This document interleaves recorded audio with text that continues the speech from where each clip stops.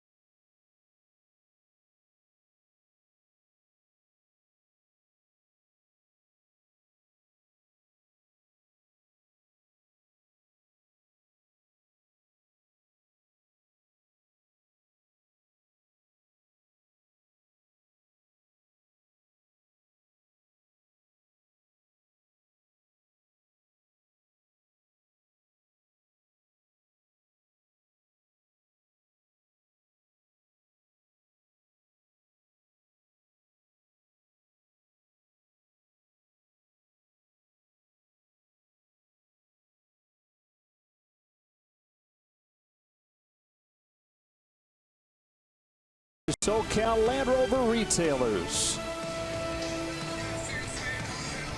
Ready to rock at Dodger Stadium for Brian Dozier's Dodger debut. A day after the deadline.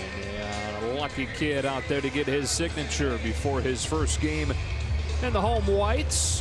First game is at Dodger. Game 3 between these squads. And let's take a look at the Brewers starting lineup.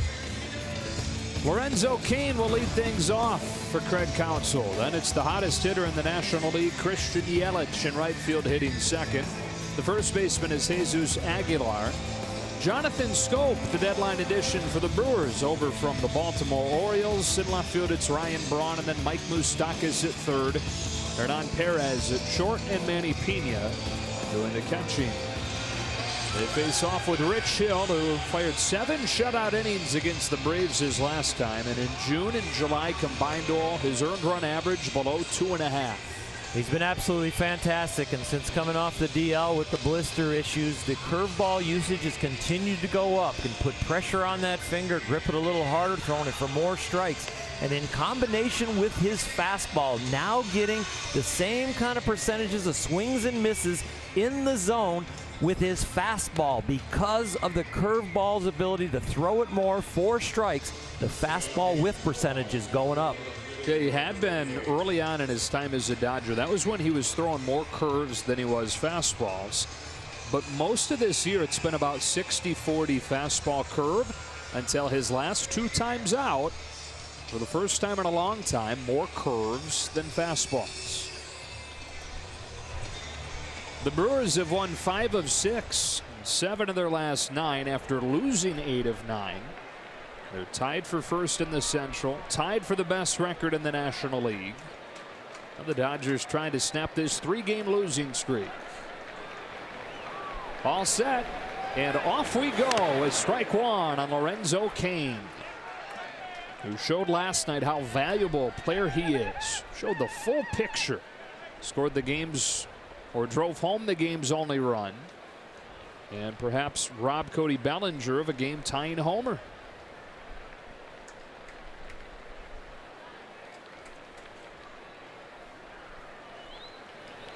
Leading things off for the Brewers. And a ball and a strike. You saw Cain go after that first pitch fastball. They're going to do that a lot throughout the Brewer lineup against Rich Hill.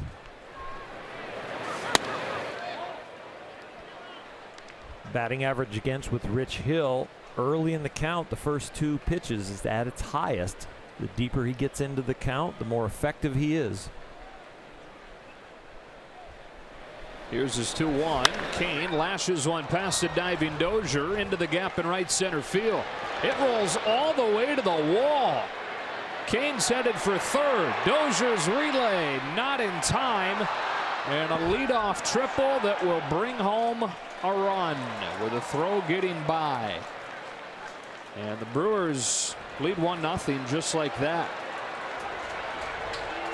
How many times do you see a line drive that's not higher than about 5 feet? Make it 1-0. The Brewers had momentum the last few games against the Dodgers. They're looking to split the series if they can win the next 2. But right here to top off this game here to start, Yasiel gets it in quick. Dozier with a nice relay, but the ball gets away from Machado, and that carom goes into the camera well. And that will cost the Dodgers another 90 feet and a run.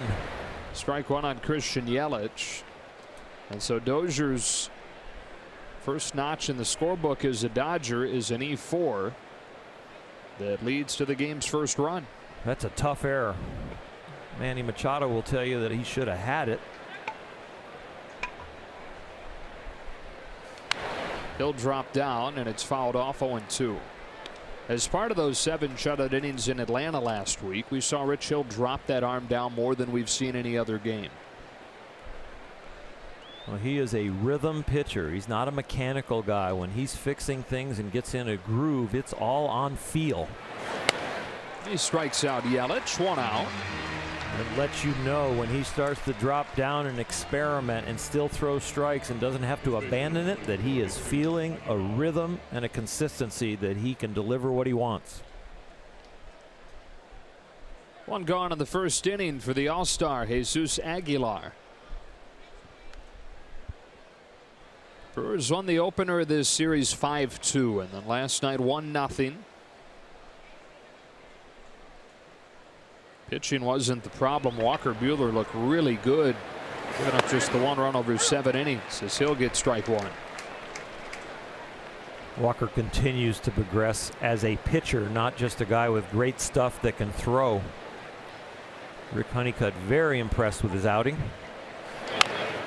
Tapper back to Hill, and he's followed the leadoff triple with a couple quick outs.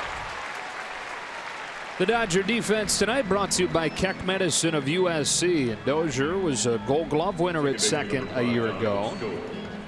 Guy that grew up a shortstop. Shortstop to the minors, and actually was a shortstop to debut in the bigs with the Twins before transitioning over there.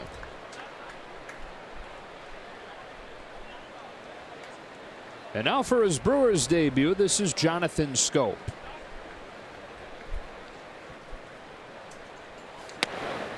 Taking strike 1. Schoop and Machado, best friends from Baltimore. There's some tears shed when Machado was traded. And it wound up looking like Schoop wasn't going to follow him.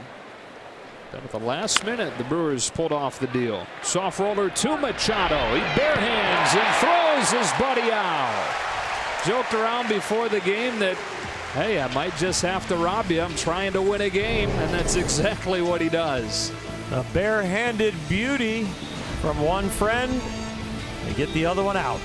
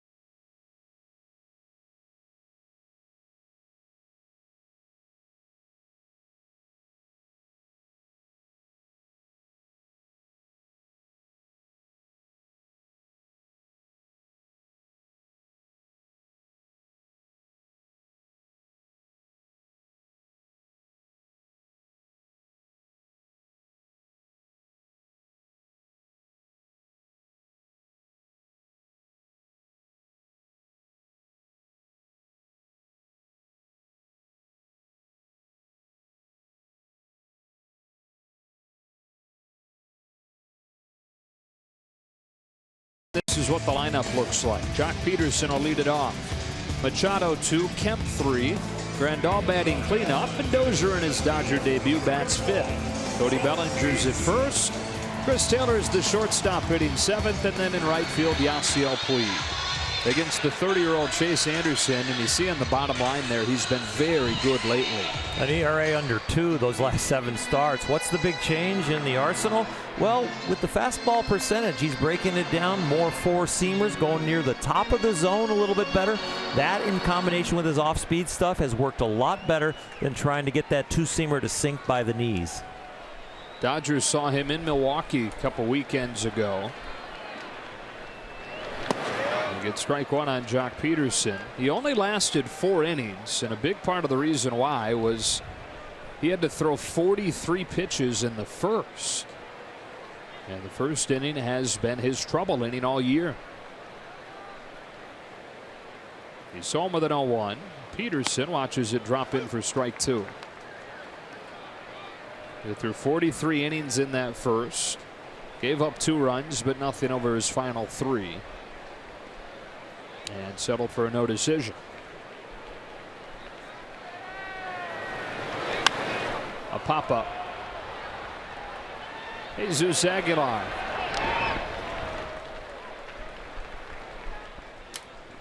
So one away here in the first inning, and Manny Machado is the subject of tonight's Land Rover Performance Spotlight. The on-base streak now baseball best 31 games. He's continued that with a walk last night, but he has been hitting in a Dodger uniform a little under 300 as far as the average, but the on-base percentage north of 400. How great was that he got to rob his buddy Scope first time that he plays against him. And Scope continued on past first base, as all those that do get thrown out on a close play, and Manny kept turning, hoping to get a smile at him or a wink, and Scope didn't give him a chance. No, wouldn't even make eye contact. Anderson's first pitch to Machado is in for a strike.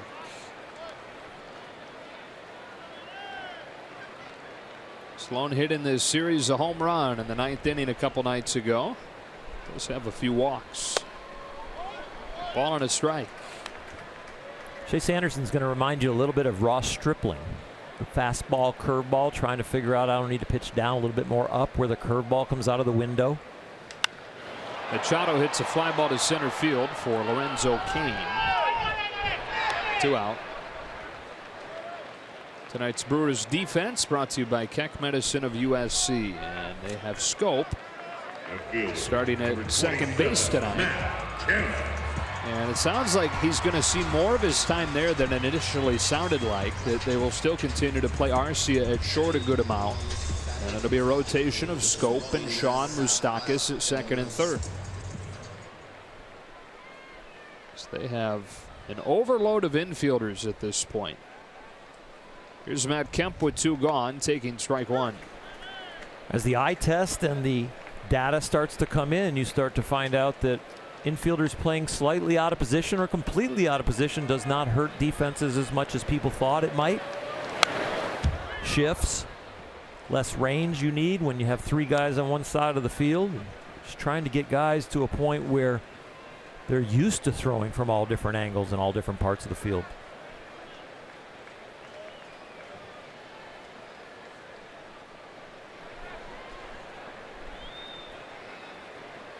Oh, 2. Kemp takes it in the dirt. And David Stearns, the Brewers GM, he said, look, we understand that these guys are a little bit out of position, but this was the best way for us to get better, the way that the market broke. And so they made the moves that they thought gave them the best chance. Figure it out. 1-2-3 first inning for Chase Anderson. And after 1 at Dodger Stadium, the Brewers lead at 1-0.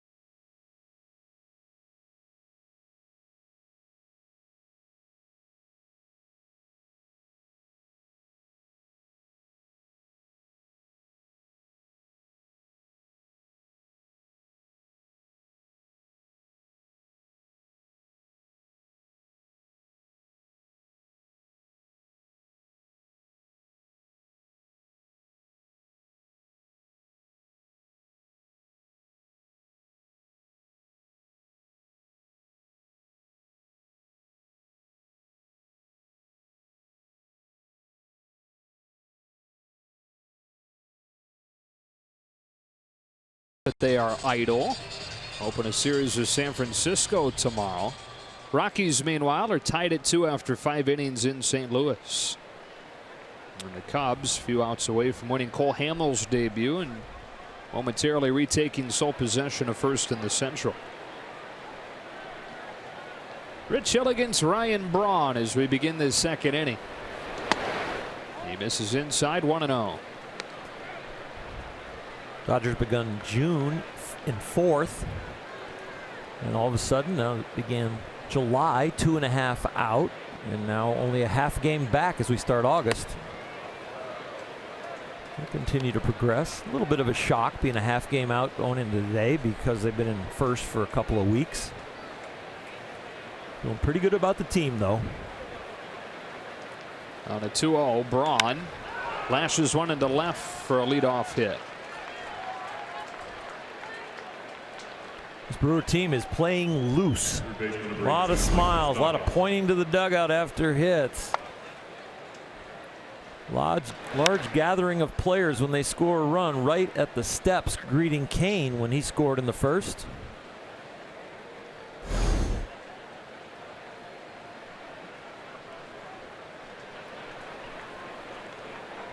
Leadoff man on, and here's Moustakas. Taking strike one.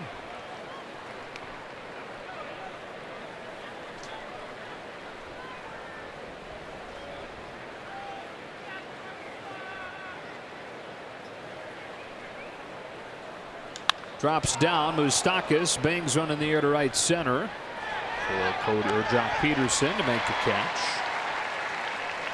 One away in the second. Shortstop number 14, Hernan Perez. Here comes Perez. We're looking at those standings.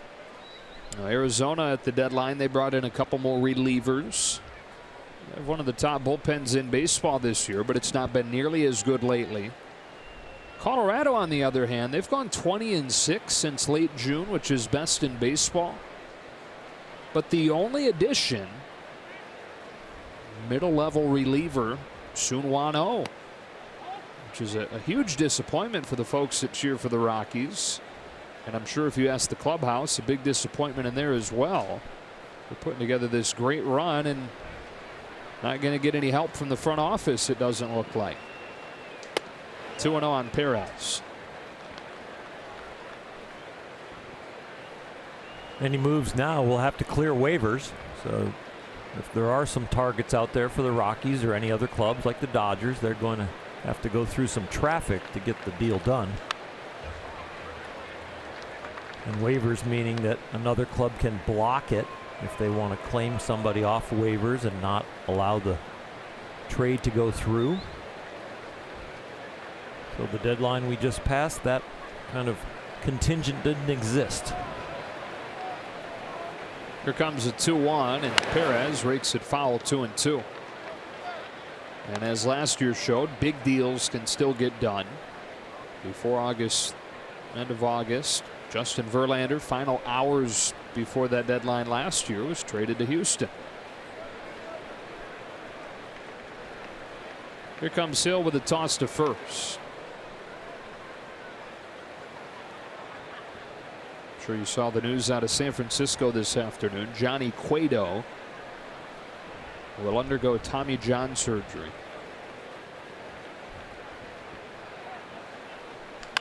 Perez hits it softly to third. Machado going to get the lead runner. Dozier's throw is wide and picked by Bellinger. Machado charged that ball nicely, but the throw over there around waist high kind of handcuffs Dozier, which cuts down on all his momentum. As soon as the angle of that throws down there about his waist, he is making sure of one, really abandoning the turn.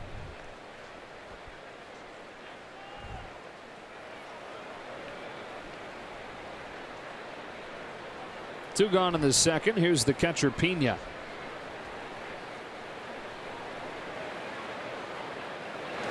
Strike one. Bummer about Cueto, huh? It really is, you know, for baseball to lose him for 13 to 16 months, whatever it takes for him to come back. I know he's a San Francisco Giant, and there'll be some knee jerk from Dodger fans saying, who cares? But still, it's tough to lose a very exceptional talent and And a big personality, fun to watch.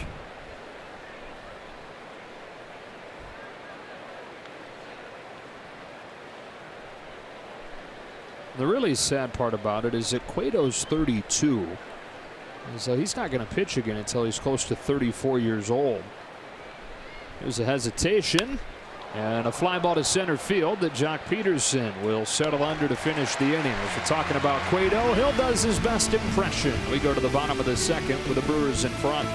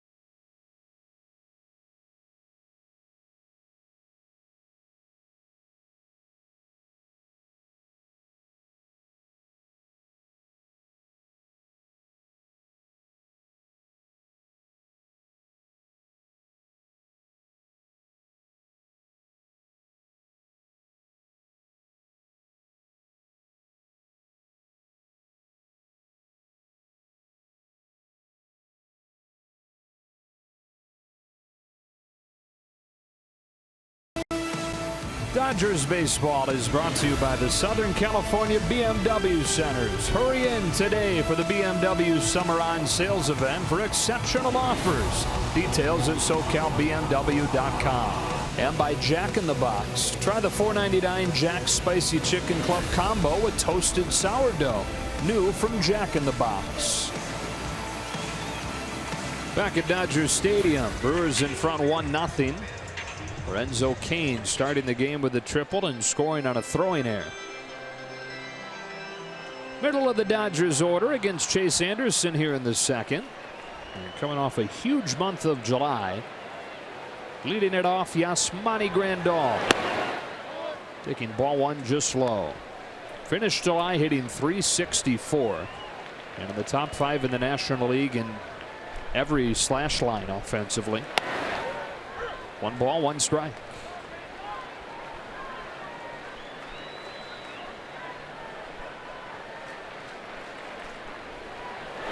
He's ahead of Anderson, 2-1.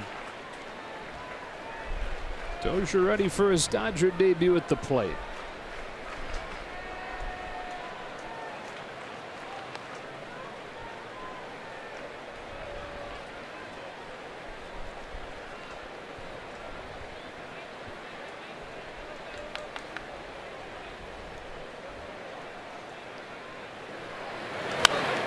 A pop-up left side. Grandal hoping that that thing gets out of play, but it won't. And it's Manny Pena for the catch. And the first out of the second. And so here comes Brian Dozier. Second baseman, number 6, Brian Dozier. And a nice welcome from this Dodger Stadium crowd. Solana told you worked hard to get here yesterday. Boarded that flight around early afternoon Minneapolis time. Obviously gained a couple hours coming this way. Landed a little before 8. Just the baseball gods were working against him as far as the length of game here. That is strike one. Fastest game of the season for the Dodgers, and so when Dozier arrived it was almost finished. He's 31 in his 7th year in the majors. He's received MVP votes each of the last 3 years. The biggest thing with him when you're looking at the offensive numbers, which he would tell you are not good this year, he's been one of the best hitters in baseball over the final 2 months of the year. Last couple of years. 1-1 pitch. She takes it high, ball 2.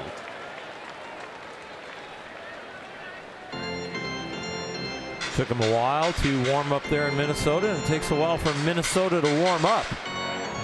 Fly ball hitter with power. You need a little bit of that heat in the air to help the ball fly.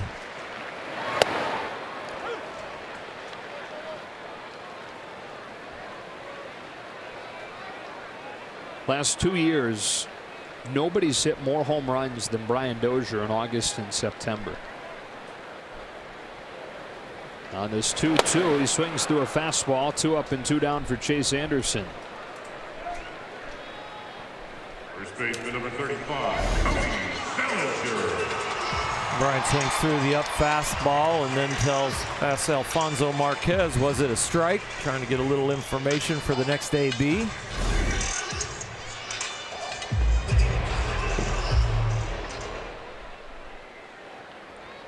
Two quick outs here in the second for Anderson, and here's Bellinger.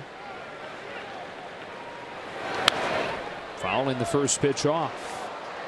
Cody in the second half hitting a .171, but didn't you think there were some signs last night that maybe he's getting close? He had that slicing line drive to left center, and then had a home run that was robbed by Kane.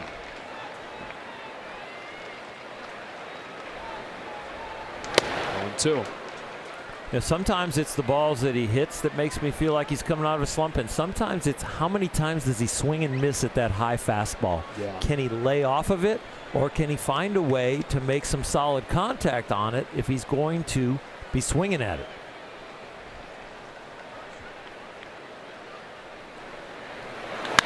Rips one down the line, foul. That's just kind of how it's going right now. That's where the slump has gone. Gone from him missing pretty much every pitch that he's swinging at or hitting it weakly to some poor luck. He capitalized on an Anderson mistake there. They wanted to come up in the strike zone. He pulled it down about thigh high, and that is right where Cody likes it. Just got a little anxious by about a foot or two.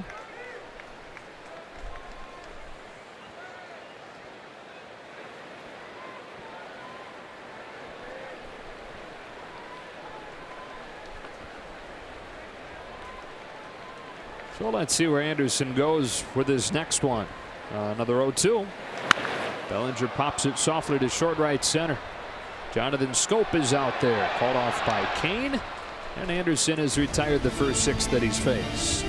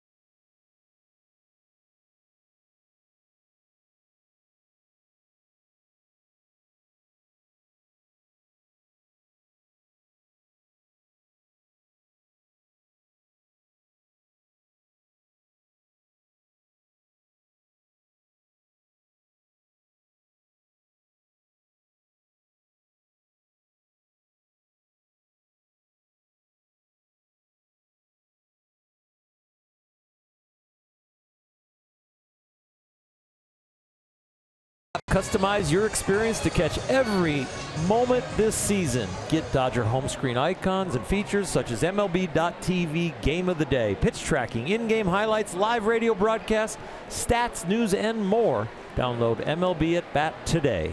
Chase Anderson leading off this third for Milwaukee and taking ball one from Rich Hill.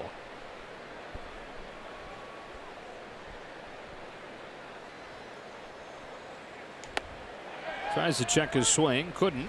It's 1-1. You know how every successful business, organization, or team has, they got those people that just get stuff done, right? And there's like no title that can truly tell you what they do and everything they contribute.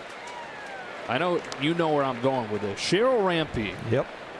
who's the executive assistant to the president and CEO Stan Kasten. She had hip replacement surgery and so has been away for a little while. She's back at work today. We want to welcome Cheryl back. In a big way. She is one of the hearts and souls of this organization. And if you need something done in a big way, she can get it done. She's fantastic. Hill thought he had strike three there instead of full count. And you just have to ask Stan, too, because Stan will tell you she's been with him for years and years.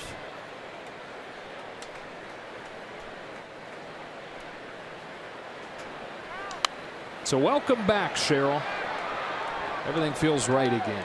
She's around those executive offices. She's going to get part of her rehab in by just walking around the stadium to all the places and people she touches on a daily basis. Another payoff. Anderson making Hill work. Rich might need to throw him a curveball even though he's a pitcher. Rich has been landing that curveball for strikes tonight. The Brewers are 0 for 4 on it the first time through the lineup so far.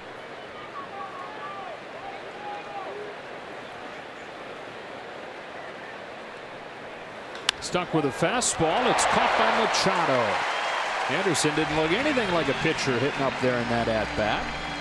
Ultimately, he's the first out of the third. Landing the curveball seems to be a pattern, but he doesn't use it right here on Carl's cam, but he does use Manny Machado's glove. Last night, Walker Buehler was landing his curveball in an outstanding outing. 18 out of 24 for strikes last night, and if Walker Buehler does that the rest of the season and into October, if the Dodgers are fortunate enough to get into the playoffs, that could be a huge pitch for the whole team.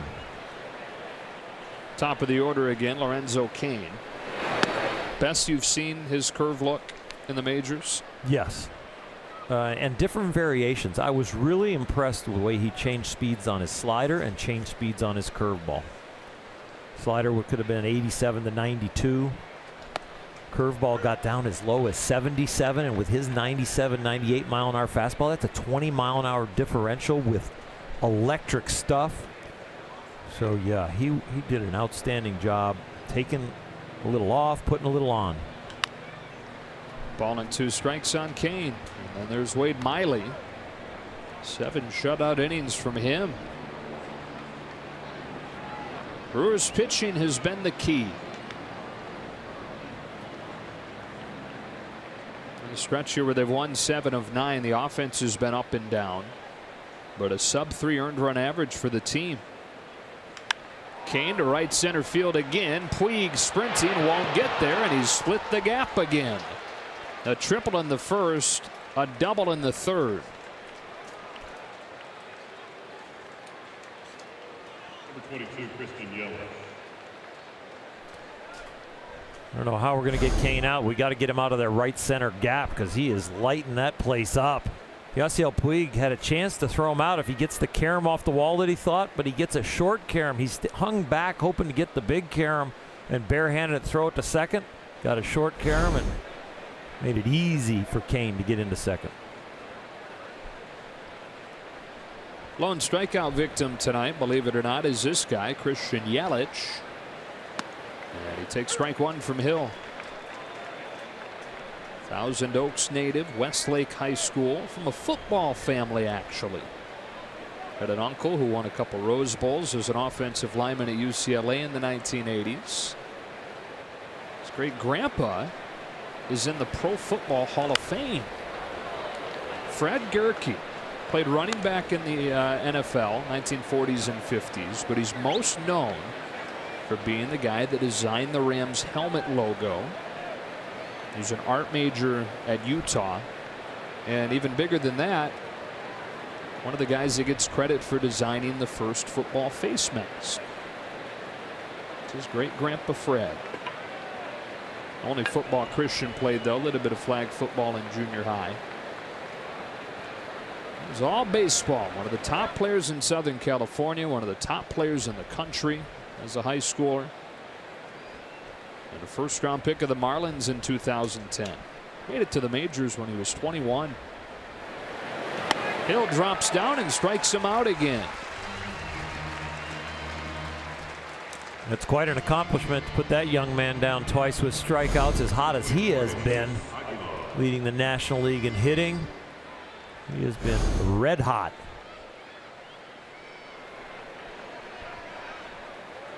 So now Hill trying to strand Kane at second with the three-hitter Aguilar. Having grounded out back to the mound his first time. Jesus is now 5 for 38 since the All-Star break. First pitch curve, strike one.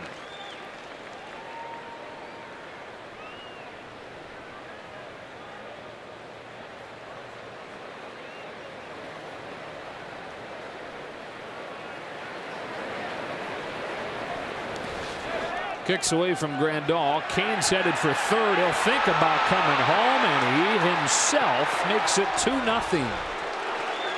Lorenzo Cain getting the job done by his lonesome tonight. First run was scored by Kane's triple, and the ball got away from Machado on a relay throw from Dozier into the camera well. He scores. This one, Yasmani Grandal having no idea where it is. Rich Hill realizes he doesn't know where it is, starts pointing to it, but nobody is running to it. Bellinger's not going to get there in time, but Kane is going to get home in time. Without even a semblance of a play at the plate. Aguilar with a jam shot over first. That's a hit.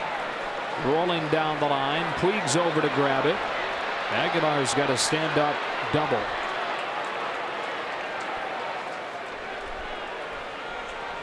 Couple of ugly innings for Dodger defense right here.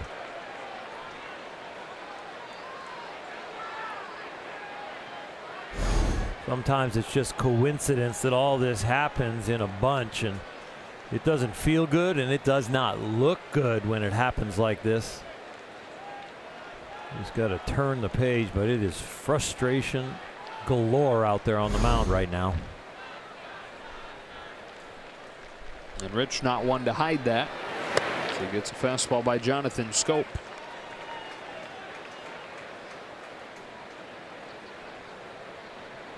Pitches with a controlled rage.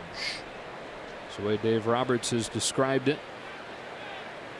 Dave says Rich sees red when he pitches.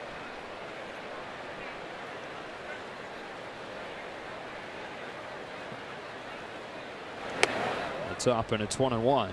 Rich would tell you that he knows people pay good money to come out to the ballpark. He thinks he owes it to them to give everything he's got every time, and effort and passion are part of that for him.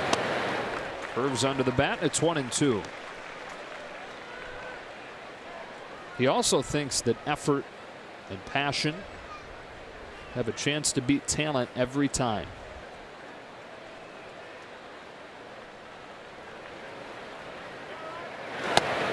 Got him looking. Brewers add one here in the third. We go to the bottom half. 2-0 Milwaukee.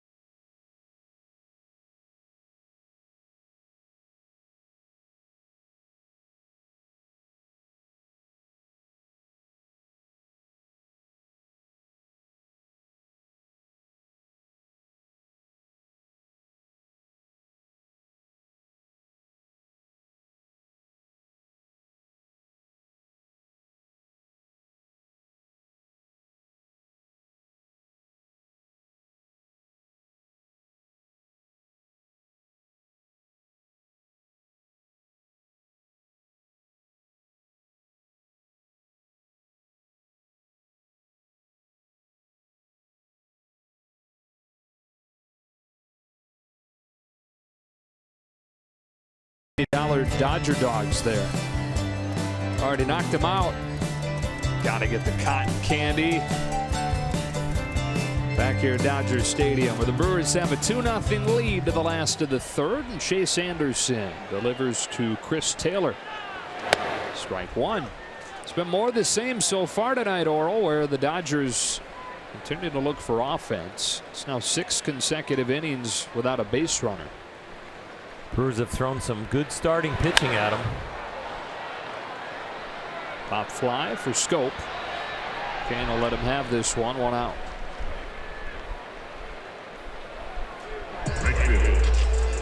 Miley was good last night. Peralta was good. Game 1. The bats need to wake up.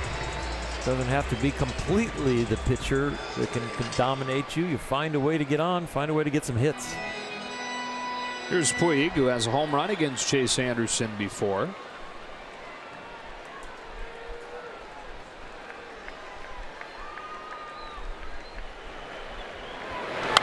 Smacks the first pitch foul.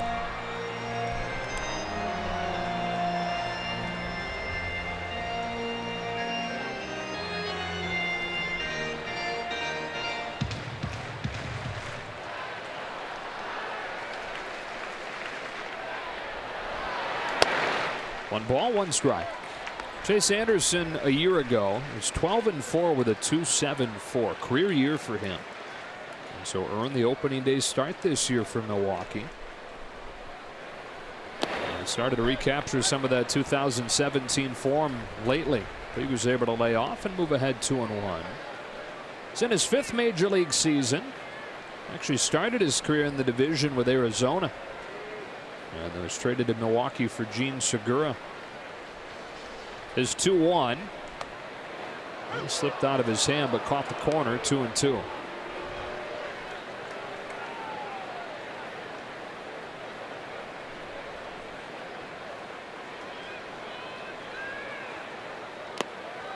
Full count on Puig.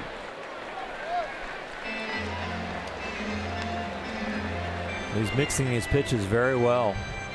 Not making any fastball mistakes so far. Been around 91, 93. Got a nice sharp breaking ball working that he's using towards the edges, and then every once in a while has dialed up that changeup. Stuck with a fastball here, which he goes with a lot more than you see most guys with 2 strikes.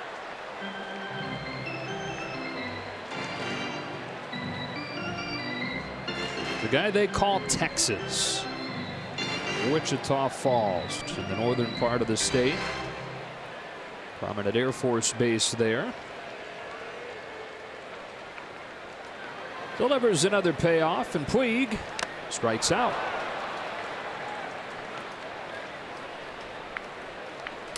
Number 44, Rich Hill. 3rd K for Chase Anderson, and here comes Rich Hill. It's about time he met his match. A lone RBI for Hill came in his last start in Atlanta.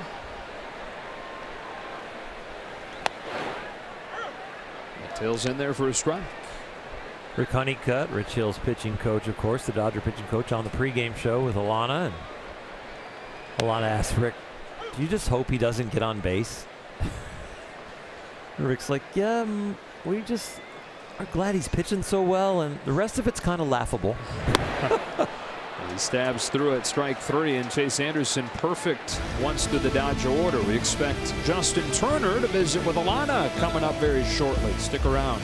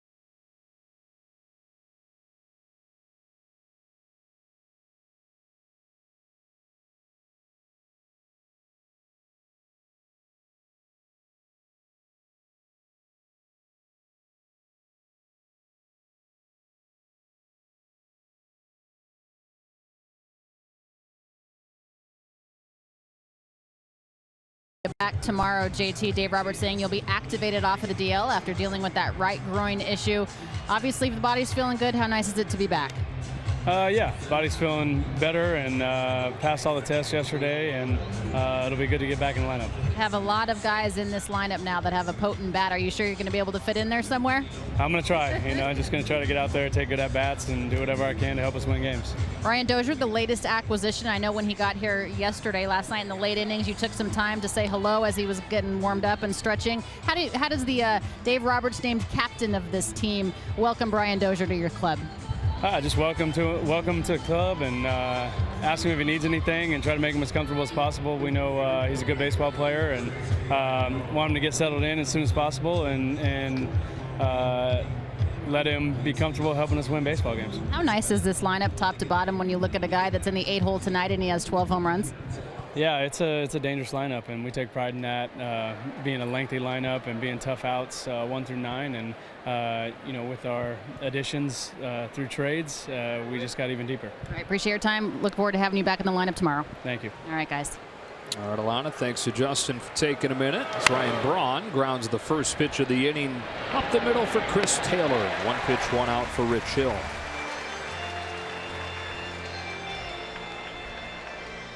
Number 18, Mike Moustakas.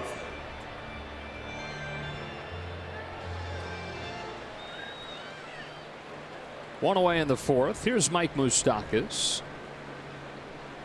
Brewers getting 1 in the first and 1 in the third, both with the legs of Lorenzo Cain.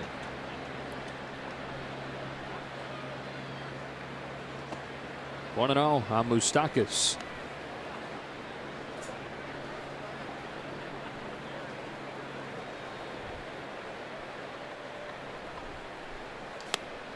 Breaks in there for a strike. Now the Dodgers this season with Justin Turner are 28-15. Without Justin Turner, 31-34. 13 games over or 3 games under. And it's not always about his production, maybe a little bit more even about his presence. Another grounder. Another one for Chris Taylor. 2 out. You even hear in the interview with Alana down there just the leadership qualities of Justin and what they take pride in, and the length and the depth and just battling and just going to get in there and put good swings on it, have good at bats. There's a mantra to the way they go about their business on a daily basis that he personifies. Here's Perez with 2 out.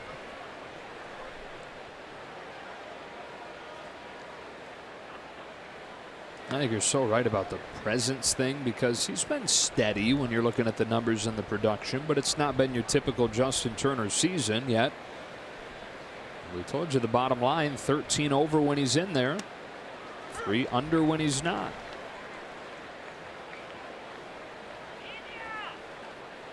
One ball and 1 strike on Perez. Milwaukee in front 2-0 here in the fourth. To the bottom of the zone, strike 2.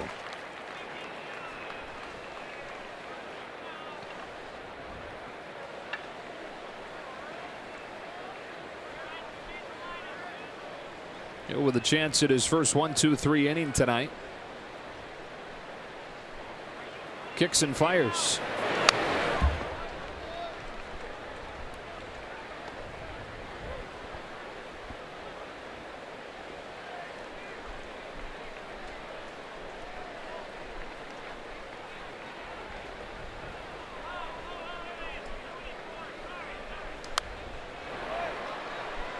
With a quick pitch there without the full leg kick. Turns and then just slides the foot down the hill instead of bringing the knee up above the waist. And he has shown the full leg kick. He has shown the half leg kick, the hesitation. Drop down there, little Laredo.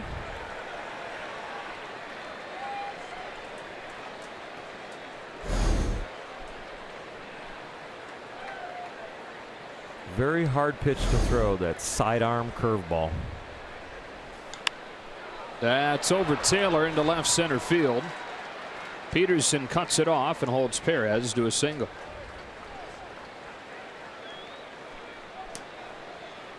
Number 9, Manny Pena.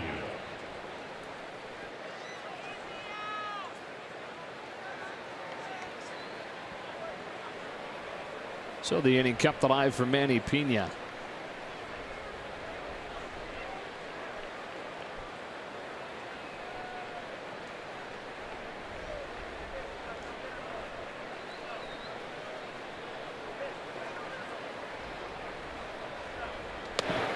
Curve is in there, strike one.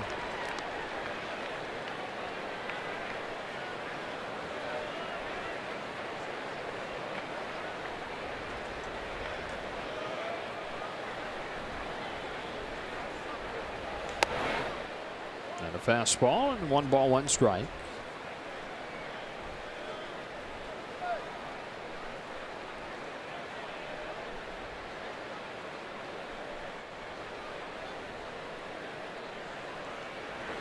Back to the curve, muscled into shallow center, and back-to-back 2-out hits for Milwaukee.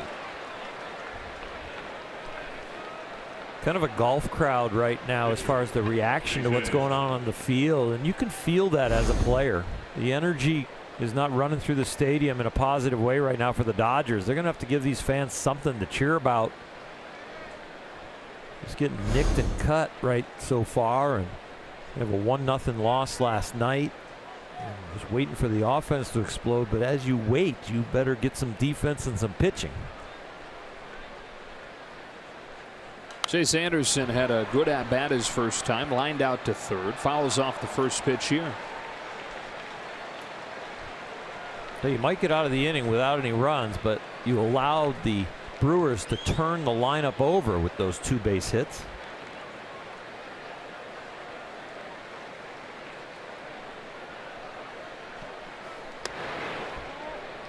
One. A lot of times you're going to get that pitch called against the opposing pitcher. Been a couple that have gone Chase Anderson's way while he's been at the plate. And with that guy looming on deck, the way he's been swinging the bat and Yelich behind him, this is a big out. Behind first, at twilight time of night, Puig will come on to end the inning. To the bottom of the 4th we go. The Dodger offense hoping to wake up down 2-0.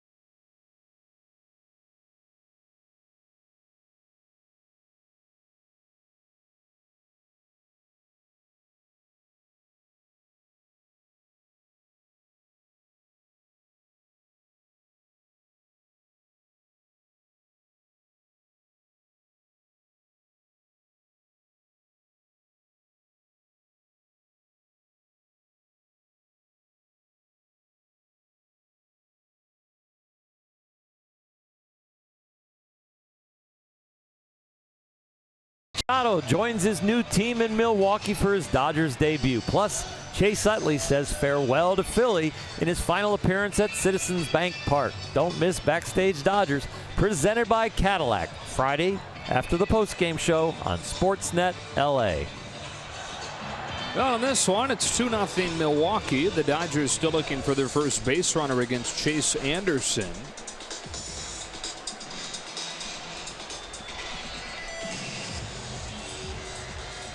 The 30-year-old perfect through 3 innings.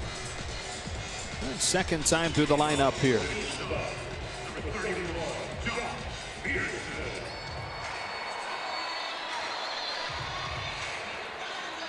Well, the MO against Anderson is attack him on the first pitch. Batting average against 324, the league hits on the first pitch. After that, 213. So that first pitch fastball is something he tries to get over, and it's something you should attack. Jock Peterson did. First pitch of the game came up empty. Here he takes strike 1. Jock hitting above 380 since the All-Star break coming in tonight. That all started with a good series against Milwaukee the first time around. Oh my goodness, up and in. Able to spill out of the way on ball 1.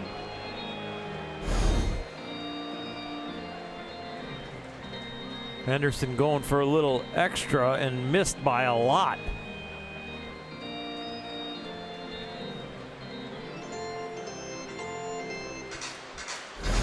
Sometimes these guys with smooth deliveries that kind of rock you to sleep, they're the hardest ones to get out of the way because you just don't expect the ball to be that wild. The guys with the herky-jerky kind of coming at you with steam coming out of their nostrils, and they're just coming at you like Rich Hill. Jeremy Jeffress. Yeah, those kind of guys, like, all right, you're a little looser in the box and you're concentrating because who knows where the ball's going with this guy. Anderson's a little different. Kind of a rocking chair, smooth delivery. Peterson grounds it weakly back to him for the first out of the 4th. That changeup is effective, especially off of that fastball, and he's been throwing that nice little curveball in there. He's got a nice little mix working tonight. I mentioned last 7 games, a 193 earned run average for him, and the changeup is one of the pitches that's gotten better and better as that stretch has gone on. And as you talked about, as he's gone heavier 4-seam fastball versus the sinker. Machado takes a deep breath, digs in against him. Obviously conscious of how fast Anderson is working, what kind of groove he's in. Trying to slow him up a touch. Strike 1.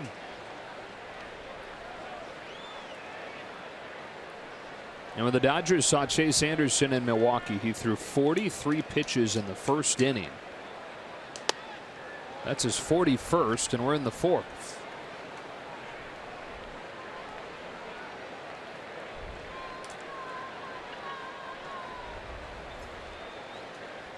He fires 1-1. Machado grounds it to short. Perez has it. 2 gone.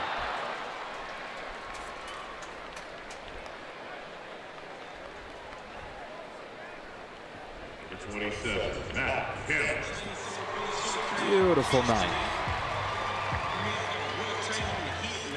As Matt Kemp comes up in a 2-0 game in the 4th. Matt with his first inning strikeout, hitless in his last 23 at-bats now.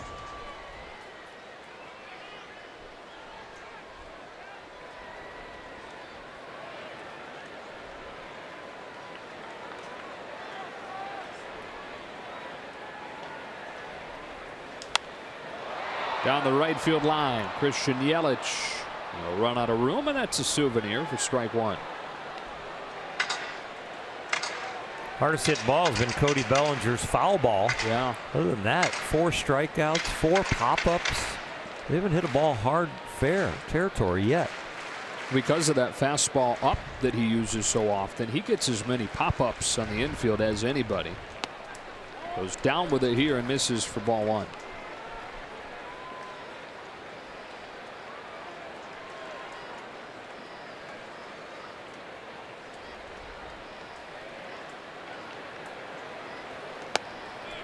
Little bit outside, 2 balls and a strike on Kemp. Well, that's where Matt Kemp hits the ball most often. You see the defense by the Brewers squeezing that left side. A change, 2-2. He's got great arm action and great action on the ball with that changeup, using the full arm speed, not for velocity, but to put extra spin on the ball. He does it again, and he's perfect through 4. Dodger offense non-existent tonight. 2-0 after 4.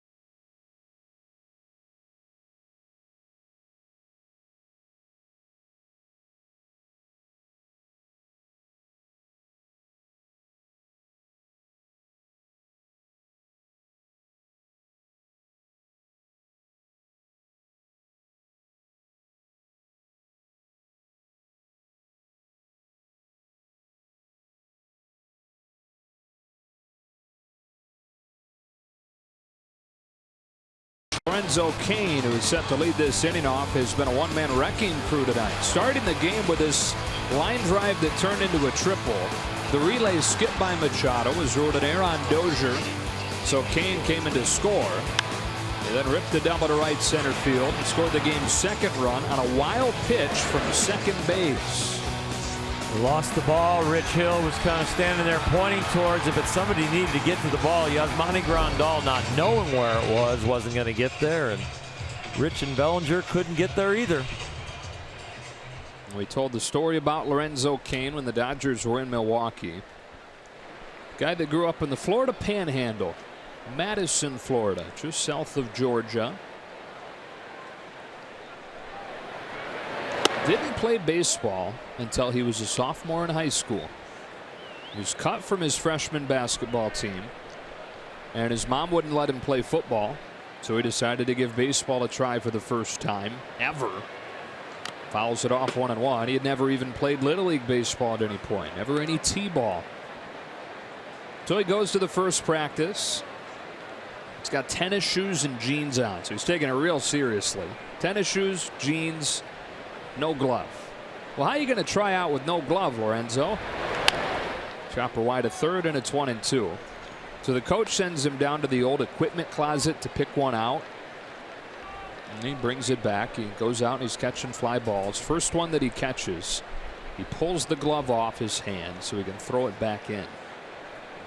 Coach says, "You got the wrong-handed glove, Lorenzo." We had to go back to the equipment closet and get a glove for a right-handed thrower. That's popped into the seats, and it stays at 1-2. First round of batting practice he takes after he gets the glove thing figured out. Goes up there and he's gripping the heck out of the bat, but with his left hand over his right hand. That's backwards. Didn't understand many of the rules. Not only had he never played, he never watched baseball, but you combine his raw athletic ability with what people call an incredible work ethic, and he's made himself into the player he is now. Well, logically, when he goes to the equipment closet and he says to himself, "I'm right-handed," he grabs the glove that goes on his right hand. And without knowing much about baseball, didn't realize that that's the hand you're going to need to throw the ball in the game. It's worked it full. And if Milwaukee Oral makes a run at this thing, I said right now tied for the best record in the National League, this is one of the front runners for MVP. Has a leadoff walk here in the 5th. He has been perfect here tonight. Reached base 3 times. Midfielder Christian Yelich.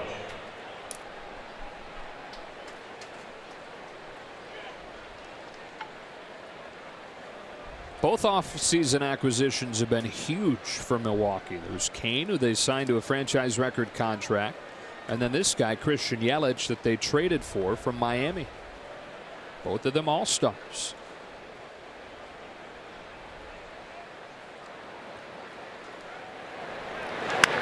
Fly ball to left field. Matt Kemp has room for the first out.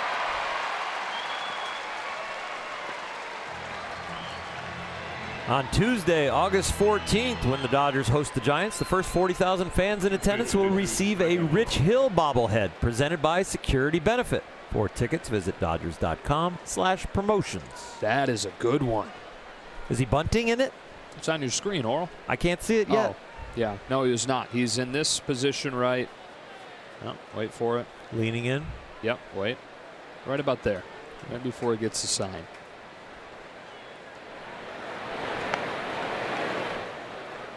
My monitor goes to what I'm reading, and then it has to flash back. I don't have two monitors like you. Problems over here. Jealousies flowing through the booth. Bet we can get you another one if you want. I really don't want. But just don't ask me any questions about what's on my monitor. Why are you reading a promo? Yeah. Want to know on Aguilar? It's in front of you, dummy. No, it's not. Aguilar's third inning double was a blooper over first. Hill was able to strand him at second. With a backdoor for a strike, 1-1.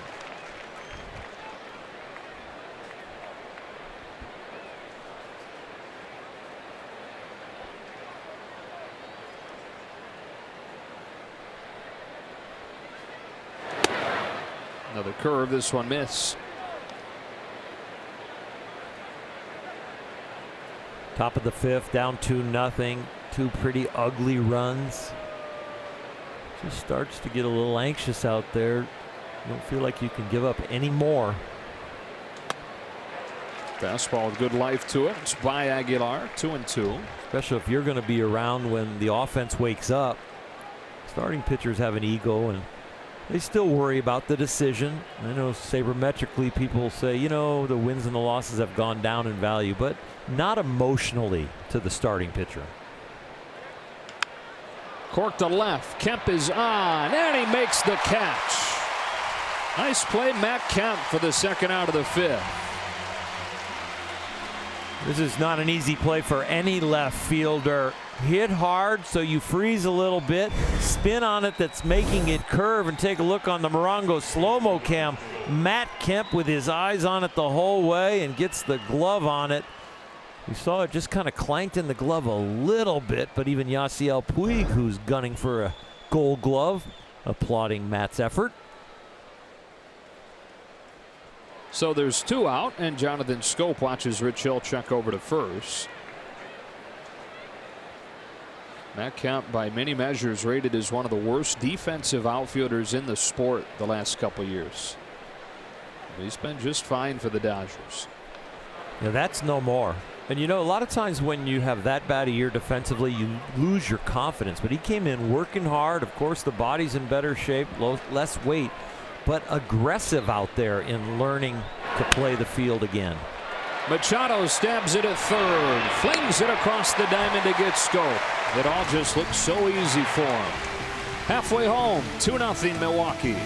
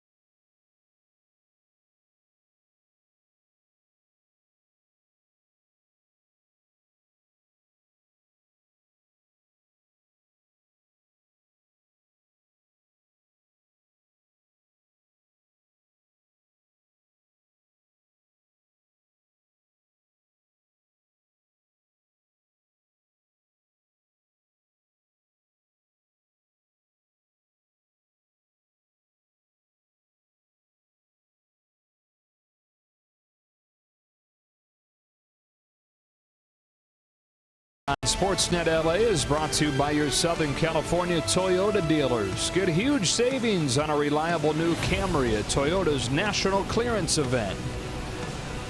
Yasmani Grandal takes a first pitch curve from Chase Anderson, who is perfect through 4 innings. Second time in the last 4 games a pitcher's been perfect into the 5th against LA. Until now, with a bullet to right, that leaves the yard.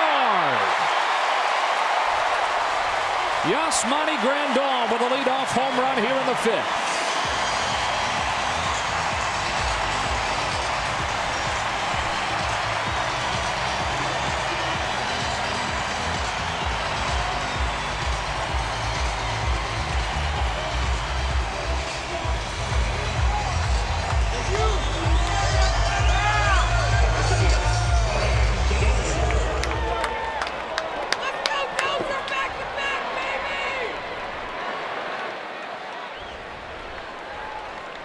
Fourth time Yasmani Grandal is homered against Chase Anderson, and now it's Dozier hitting a fly ball to center. Kane is back at the wall. Welcome to LA, Brian Dozier. We're tied in the 5th.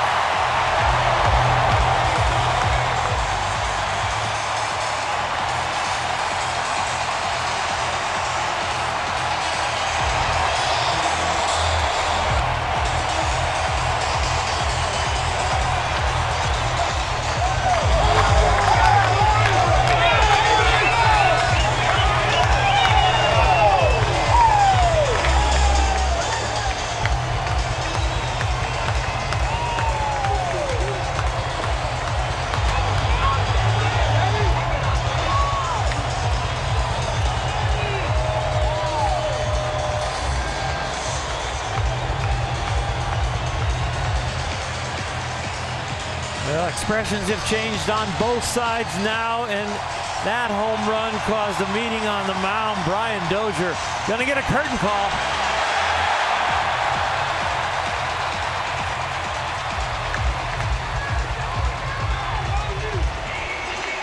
They don't just hand those out around here. Grandal and Dozier back to back. His first home run as a Dodger comes in his first game and ties it at 2 in the 5th against the previously perfect Chase Anderson. And now it's Bellinger taking ball 1.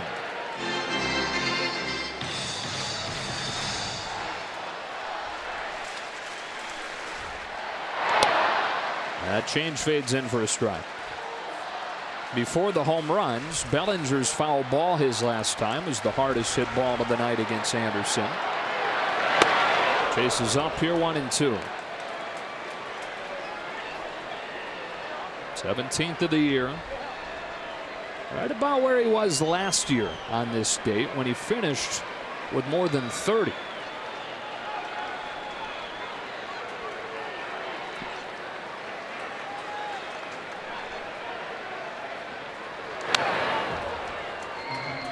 You're looking for a hit when you join a new team. You're looking for ways to contribute, start to feel good about yourself, have your teammates kind of welcome you as an addition to the team, not just a roster spot.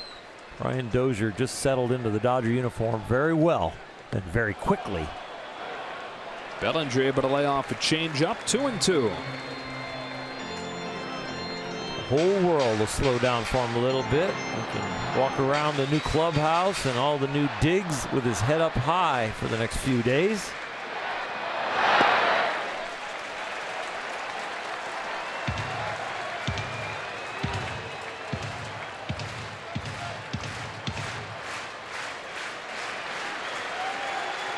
Anderson's payoff. Bellinger grounds one along first. Will do it again. They're attacking Cody 2 different ways. The high fastball, they think they can get him to swing and miss at it. And then once they get him sped up and looking for that, they've thrown him the changeup away and then the curveball down. He's got a battle here.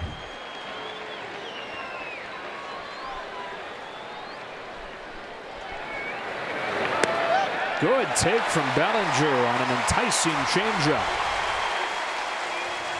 So 3 in a row have reached open this fifth. The first was the home run from Grandal, and we look at it on StatCast AI, powered by AWS. 109 off of the bat. Dozier follows to tie it. Brian Dozier did not get cheated, and he went right after that first pitch. 395 over the wall and back out of the dugout for a curtain call.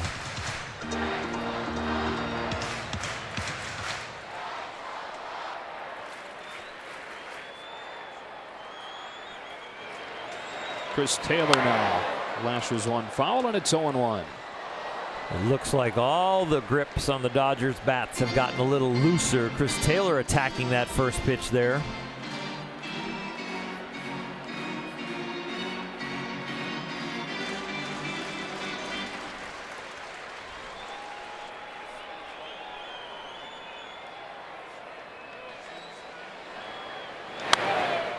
Quickly 0-2.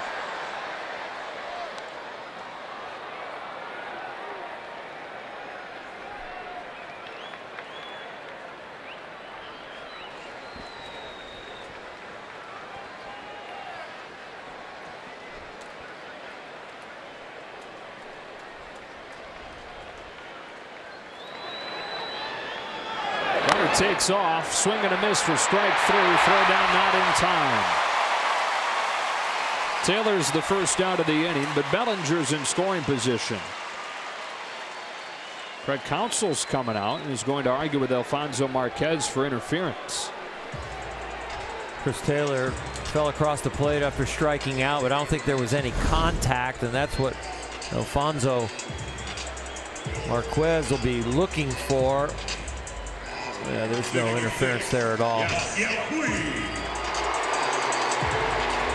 A lot of times catchers, if they can get out of their competitive mindset in that moment, take a little extra step forward to make contact with the hitter, but it's all about quick release and getting to second as soon as possible, so it's hard to default to that.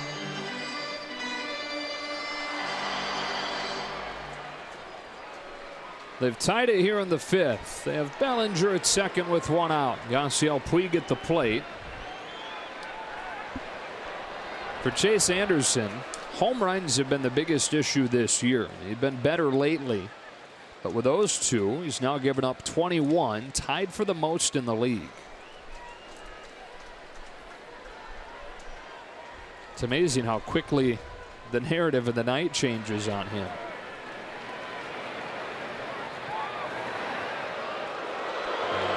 Got the crowd in it now. Now they're booing. Attempts to keep the running game in check. Bellinger stole second. They're thinking he might try third. Any movement Anderson makes now, the crowd is going to react.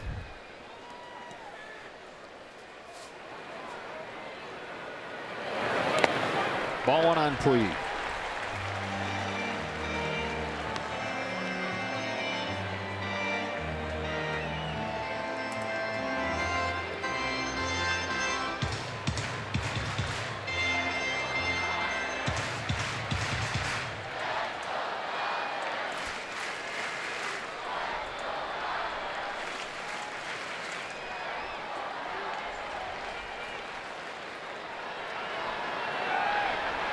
Pretty close that time.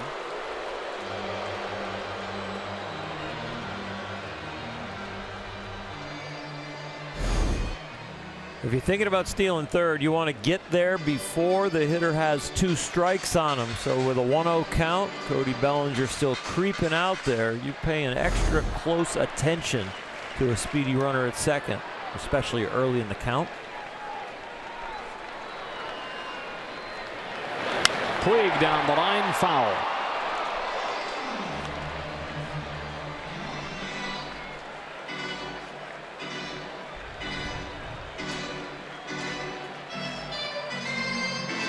Aggressiveness at second, trying to distract or steal third. If there's just a little bit of distraction on the mound, maybe you give Yasiel a little bit more advantage at the plate. Finding a mistake.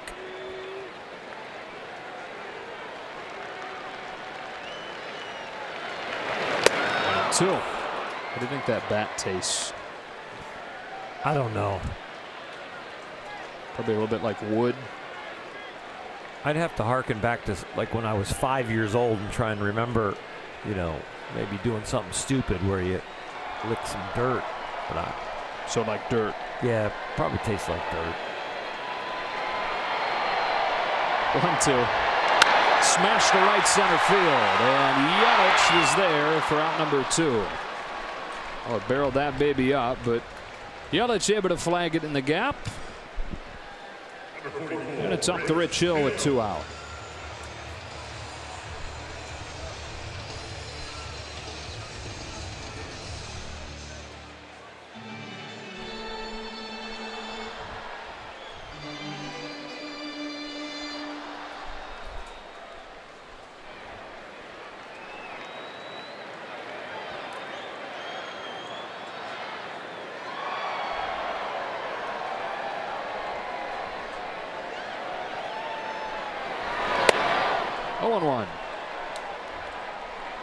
Rich Hill feeling a lot better about his outing now. It's amazing when you get a couple of runs.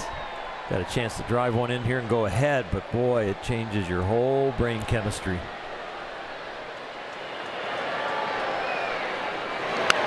Plays the bunt down.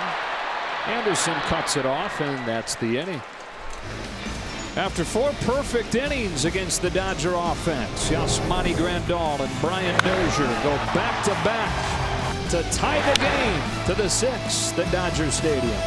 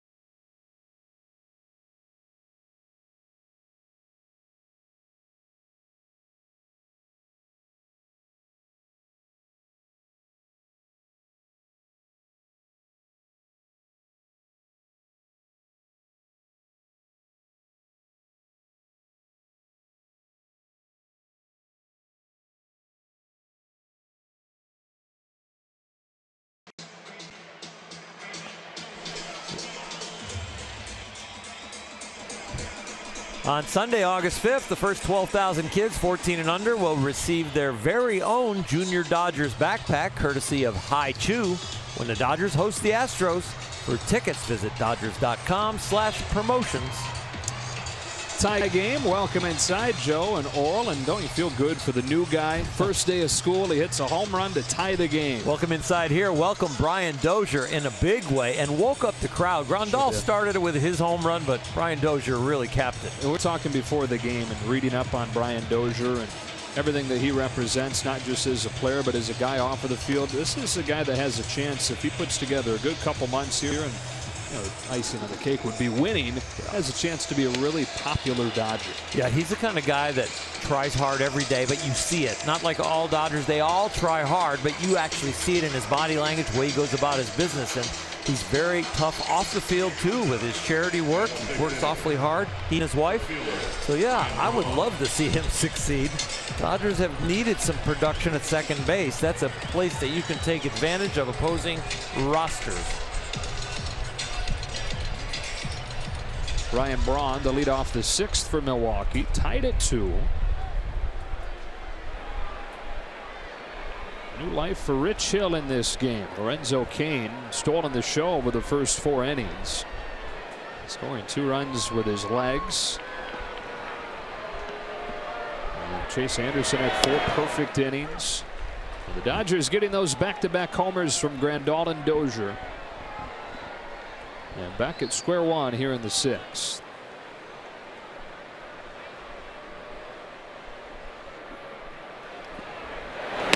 That's a little bit low, and it's 1-1 on Braun.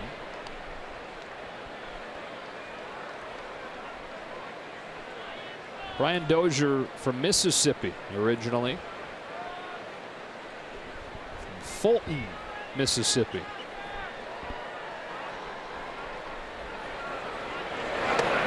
(15-20 miles from Tupelo). Because he was born in Tupelo, that's where the nearest hospital is to Fulton, which is a town of about 4,000. It's Tupelo that often shows up as his hometown on some of the bios, profiles. It's grounded foul, and it's 2-2. Brian's dad, Mike, hates when that happens.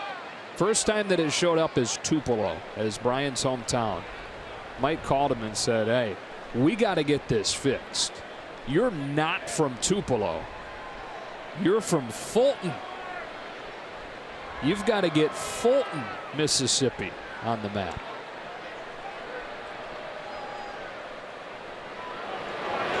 Braun stays alive at 2-2. Tupelo is already on the map thanks to a guy you might have heard of, Elvis Presley. Actually, Elvis's dad, Vernon, is from Fulton. But Fulton, Mississippi has produced Elvis's dad and Brian Dozier. 2-2 to Braun. Full count.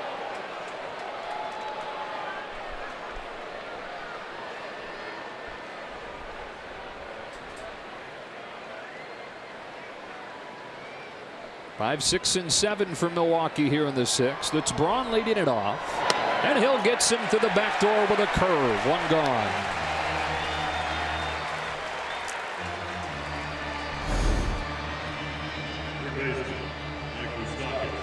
Very nice backdoor curveball. Rich Hill all around the edges during this at bat to Braun, but finally finishes him off with a strike right there. And up comes Mike Moustakas.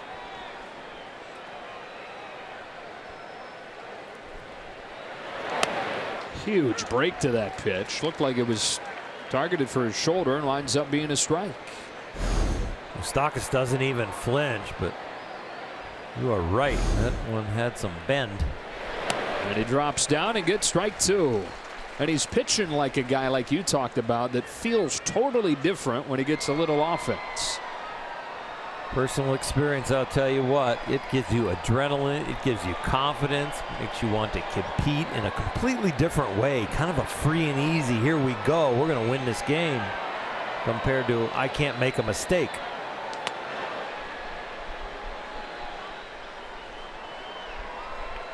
That's the lowest we've seen him drop down. A little below sidearm. Home of the 1-2. Moustakas pops it up on the infield. Cody Bellinger, 2 up and 2 down.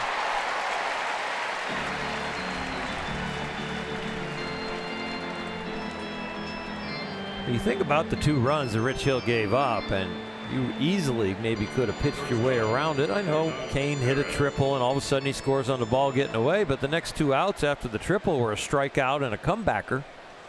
And scenarios change if he's on third and pitch selection changes, but you just look at the scorecard and you go, wow, you know what? These are pretty much scratch runs.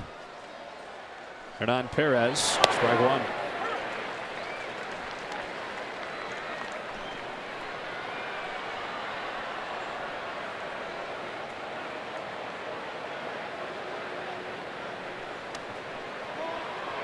Ball on a strike. Rich Hill lately pitching like a legitimate Game 2, Game 3 postseason starter. There's competition all throughout the Dodger roster. Soft ground ball that backs up Machado. Rich Hill with a 1-2-3-6. And a tie game at Dodger Stadium to the bottom half.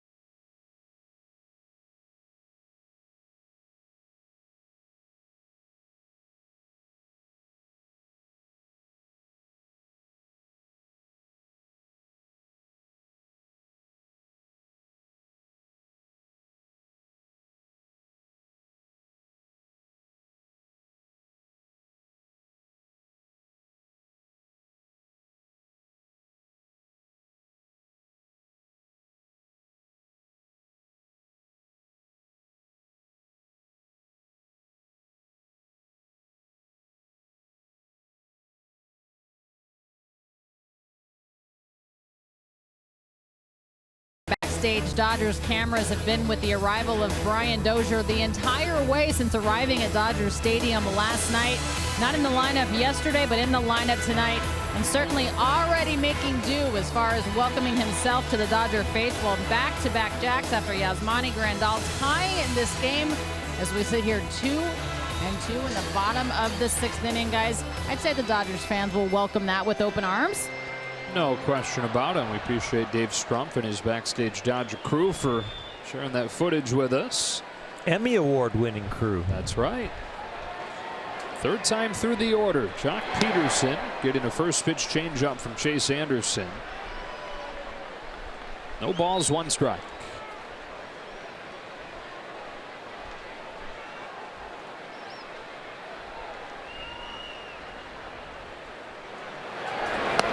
Same thing.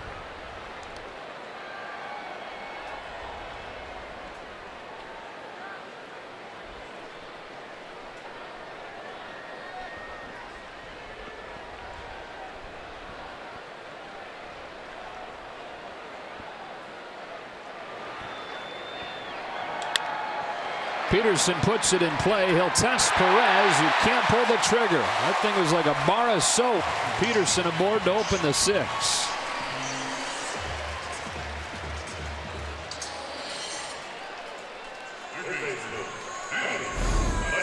After seeing this swing, Anderson will think maybe I should have thrown him one more changeup, but decided to mix it up with the velocity. And because it was 93, Jock had enough left in the swing to put it in play and give himself a chance. Got himself a single out of it.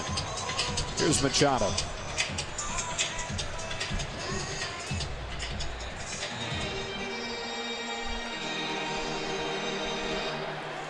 And he has reached base 31 consecutive games. That streak is on the line here. Has not reached base tonight. How about the way he extended that streak on Sunday in Atlanta? That's down the line and foul. Dodgers were down to their final strike without a hit. Chris Taylor breaks up the no-hitter with 2 out and 2 strike to get Machado to the plate again, and he follows with a hit of his own to extend it. I wonder how many of those were in Joe DiMaggio's streak. Oh, yeah. Where he had to rely on a teammate to get him to the plate. And then come through. Yeah, there's that part. 0-2.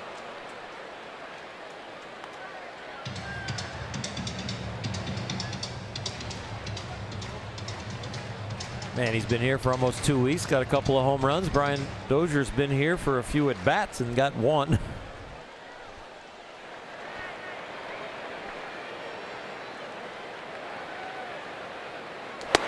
Leaves that one up there, 1-2.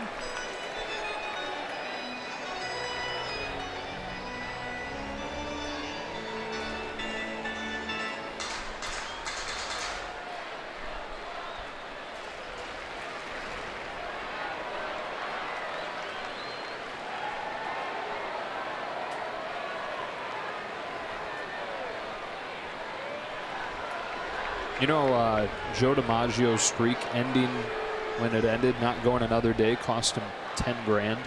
Really? Yeah, so it obviously finished at 56. A lot of money in that day. He had a deal lined up with Heinz 57. Oh, yeah. If it went another day, pay him 10 grand. So he became Mr. Coffee. 2-2.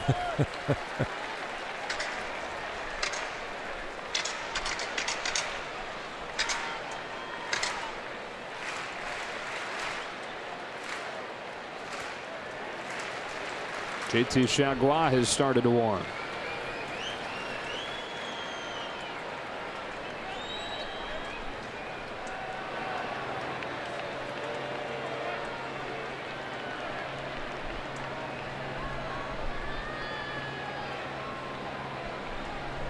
Peterson at first. Anderson to the plate, 2-2. Breaking ball is fouled off. Isn't it amazing, those 2 home runs?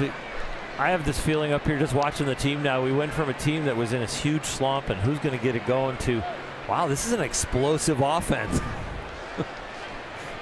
Changes on a dime, even a 162 game season. Trying to snap a 3-game losing streak. They've not dropped 4 in a row since mid-May. The low point when they lost 6 straight. Another 2-2. Machado takes ball 3. Well, they had been swept in that 4-game series by Cincinnati here. You thought it can't possibly get any worse. Well, then they go to Miami and lose the first 2 games there. The next day was May 17th, which is the one that seems to be the line of demarcation in this 2018 season. Uphill since. Peterson runs on a 3-2 that's inside, and they're at first and second with nobody out.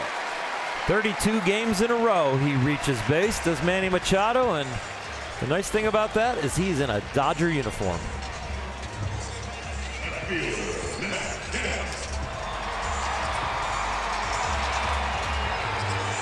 Well, they got some semblance of offense with the back-to-back homers last inning. Now they got to get Matt Kemp going. Looking for his first hit since last week Monday. In between at bats, when he hasn't been watching the game, he's been in the dugout working on his stance and his rhythm. He has been grinding it out in between innings. It's Corbin Burns, very talented rookie, one of the top prospects. Getting ready for Milwaukee. On the first pitch, Matt Kemp hits a bullet that's caught it short.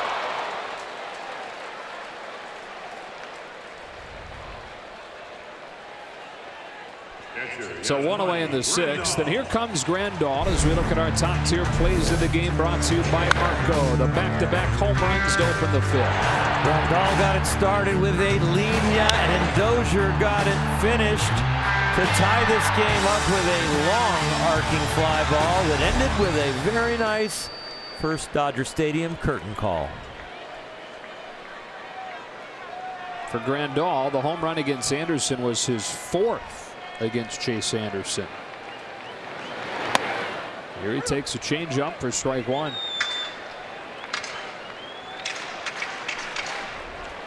We kind of glossed over Matt Kemp's line drive, but boy, that's a good sign right there. Yeah, progress for sure. That was a bullet.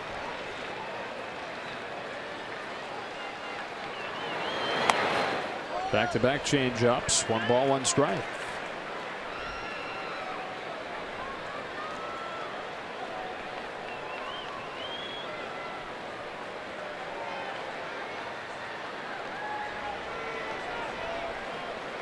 Two on, 1 out. 1-1 pitch. Not close. Ball 2.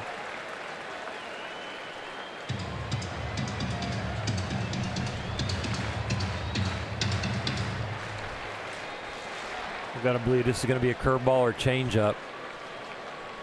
They know how much Yasmani feasts on crippled fastballs.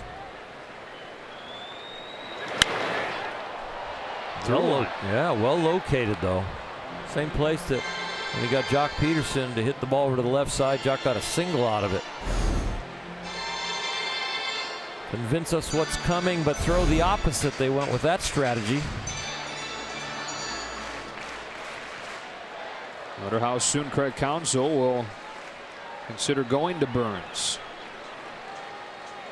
Anderson looks at second and deals, and Grandal hits a ground ball that Aguilar stabs, throws to second for one, and they turn a double play. A promising inning disappears with some sharp defense. Aguilar goes 3-6-1, and it stays tied at 2.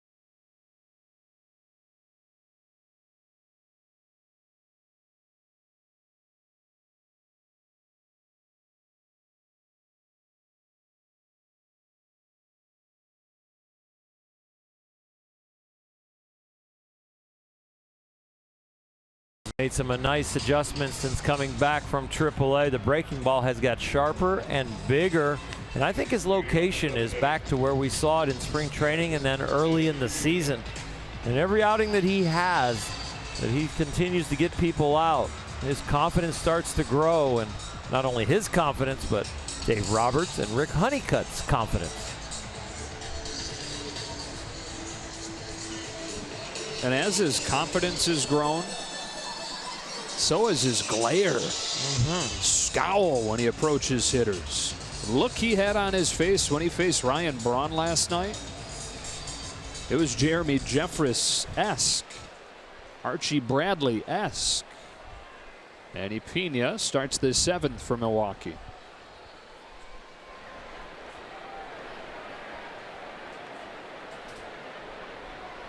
Brian Dozier's old Twins teammate, JT Chagua, pumps one over the inside corner for strike 1.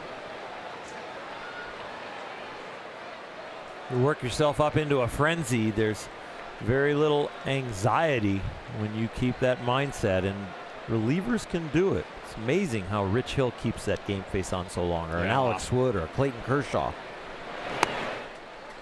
You know, with a reliever doing it for just an inning, it feels like that's their personality. With a starter, it's like, wow, that's some serious endurance to keep that intensity up for that long.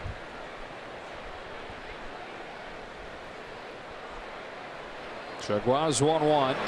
Pena with a jam shot to short that Taylor didn't read well off of the bat. And that first step had him going in the wrong direction. A leadoff single. Pena's second of the game. You'll see middle infielders at times when they know the location of a pitch, guys hitting his target.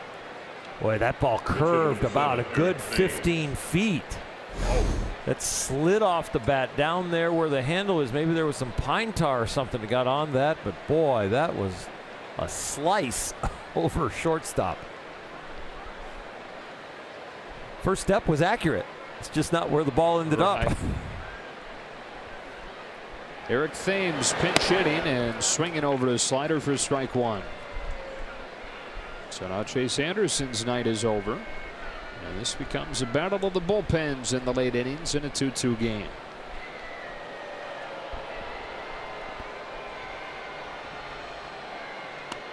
Oh, 2. Well, he's ahead of God. Yeah. That was his nickname when he was playing in Korea.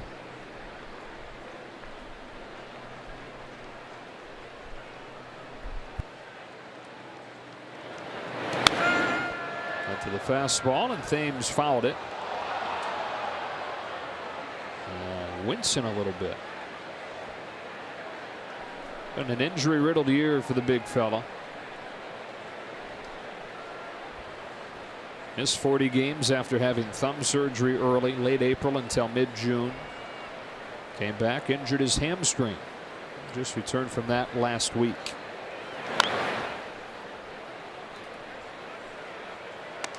Thames is 31. Debuted in the majors quite a while ago, 2009 with Toronto, and played parts of 4 seasons with Toronto and Seattle.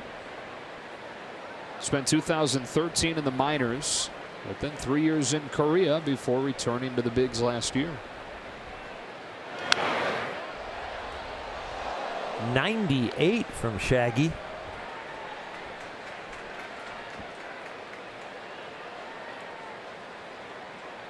The scowl has some velocity in it.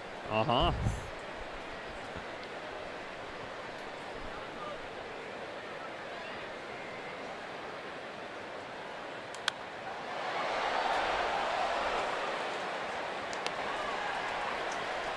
Boy, Thames not feeling right.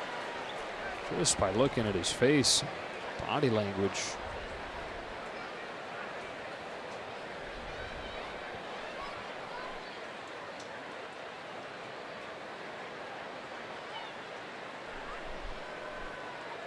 Waits on another 0-2 from Chagua, who got him looking with a slider to the inside corner. 98, 97 with the fastball, and then a little humpback slider. 86 gets him.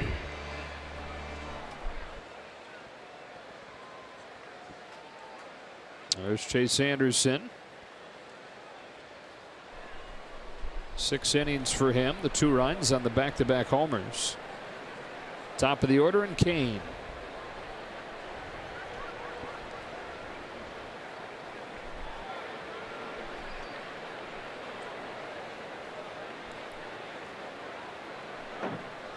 Kane slaps the first pitch into right, and he's been on all 4 times tonight. A home run shy of the cycle with this 1-out single. We need to tell the visiting players they cannot use the barrel's overrated sign. Kane over there wiggling his fingers like some bees got to him. But boy, he has squared up a couple balls tonight. That one he did not, but found a nice little hole to get a single.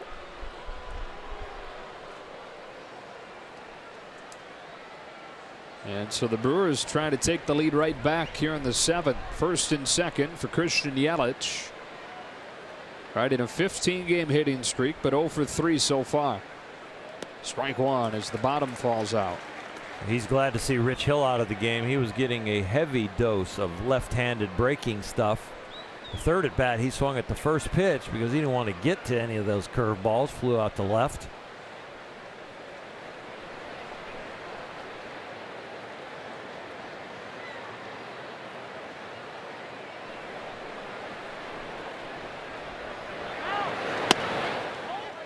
One.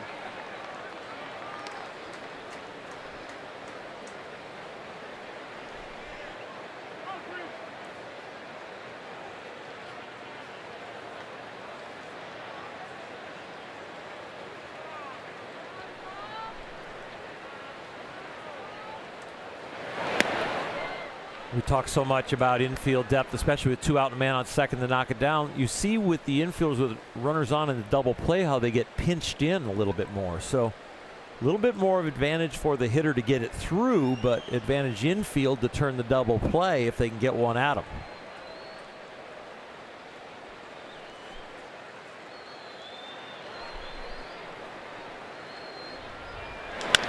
Chopper to second. Dozier, Taylor, double play. How about that? Good call, Bulldog.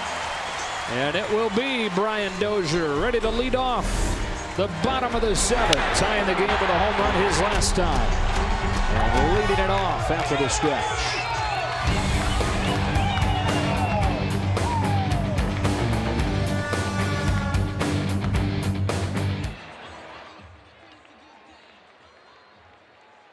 Ladies and gentlemen.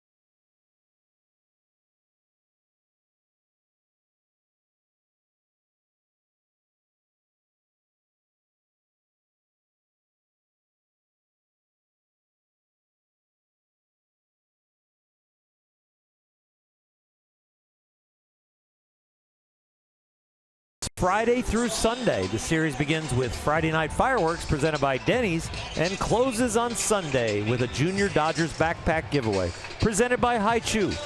Visit Dodgers.com/promotions.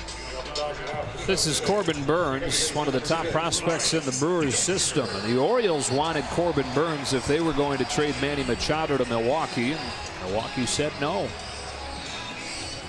Last pitched on Sunday at San Francisco, a scoreless 8th, has a huge arm, average fastball around 96 miles an hour, a curveball and a slider. The slider comes in about 87. That curveball will change speeds on you. It'll go down to 81. It's Dozier to lead off the 7th, and we talked about it a little bit earlier tonight.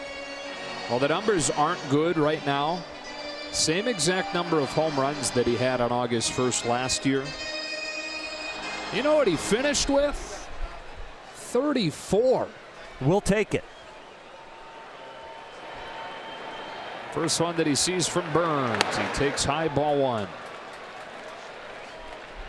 40 home runs over the last 2 years in August and September. That leads baseball. 1 ball and 1 strike. He hits one here, he'll get his second curtain call in consecutive at-bats. We'll light this place on fire. 2-1. This trade has been going down, or trying to get him, for about 2 years. Yeah. He and his wife really excited that they finally get to put the Dodger uniform on and move to LA. They've been dreaming about getting out of Minnesota for a while. No. Oh yeah. That's a great place. Oh, it's a great place, but not when you hear the Dodgers want you for the last 2 years. Well, I think the standings are a big part of it. And Minnesota expected to compete this year after going to the wild card game last year. Disappointing season there. He takes it down and away, and the count goes full. Kind of a lot like Machado gets traded from a team that's not in the race to a team that right in the thick of things. A wild card game last year. That's the only postseason game that Dozier's played in his career. Leading off the 7th. Muscle in a jam shot, short left, base hit. Homer and a single in his Dodger debut.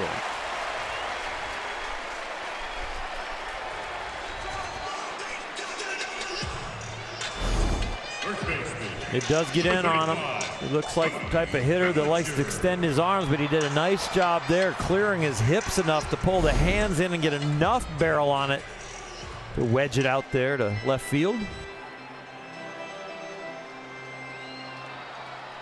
So the leadoff man aboard in a tie game in the 7th, and Cody Bellinger comes up. Dodgers have had the leadoff man on 3 consecutive innings. Of course, 2 innings ago, that was a homer. Last inning, they had single walk.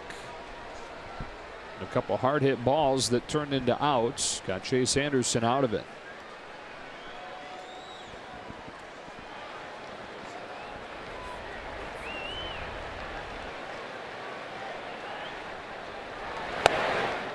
Strike 1. You mentioned that it looked like Cody was getting ready to break out, and we saw a couple of bullet foul balls that ended up into a pop up to second and first at bat. A tremendous walk in his last at bat on a changeup. So you might be right, visualizing him starting to come out of his slump. It's 1-1.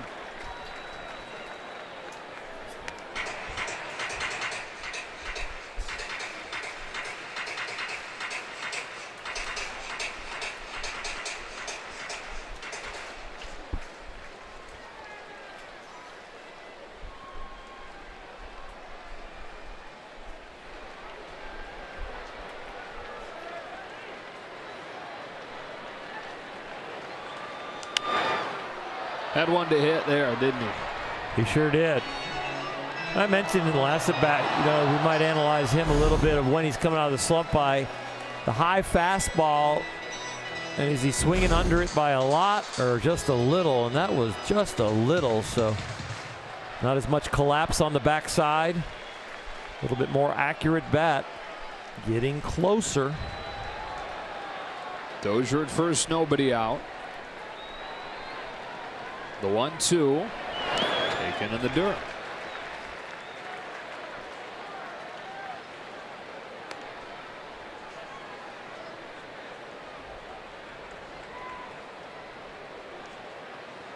If you're wondering about Dozier as a stolen base threat, did have 8 steals in Minnesota. He's averaged 15 to 20 each season in the majors.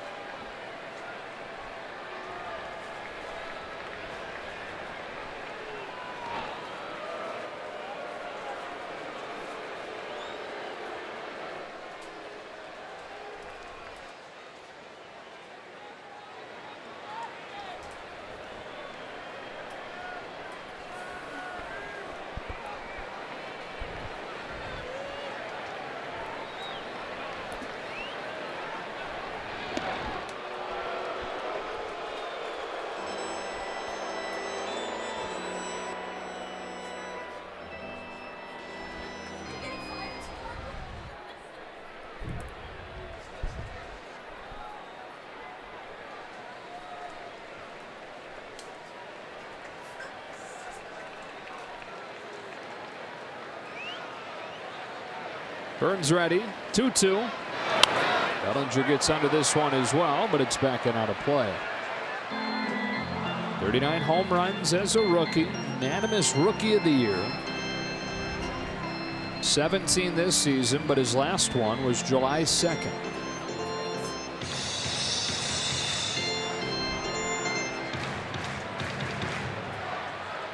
He works just as hard as everybody else, and he is grinding on it.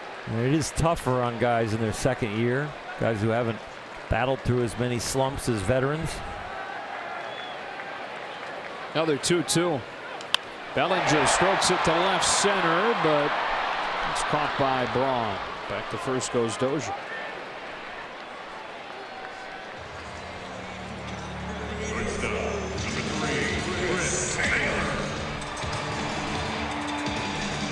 Bottom 7 in a 2-2 game, and here's Taylor.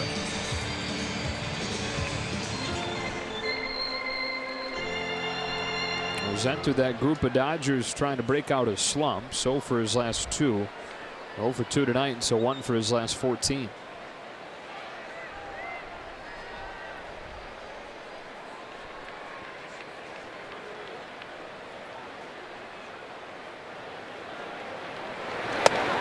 Ball 1.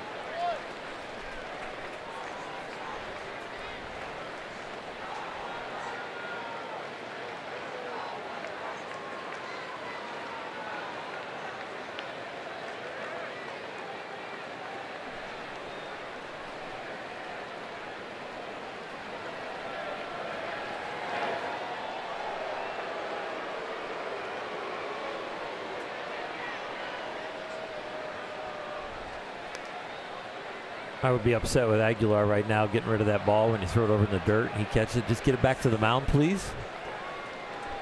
It's one of the ways to have a scuffed baseball without having it removed from the game. Does have a tendency to cause a little bit more movement on the ball. Not that you would know firsthand, but no. I've seen others try it. You have heard tales. Yes. Yeah. You would know as soon as you got a ball in your hand, right? Like, oh, it's going to be good. Oh, yeah. Well, the fun part is, you know, if you give up a ground ball to short, a ground ball to third to the first hitter, the ball goes around the infield, comes back to you, they don't take the ball out of the game. So ground ball pitchers actually can start to get an advantage until the ball's fouled off into the stands, and now you get another fresh one.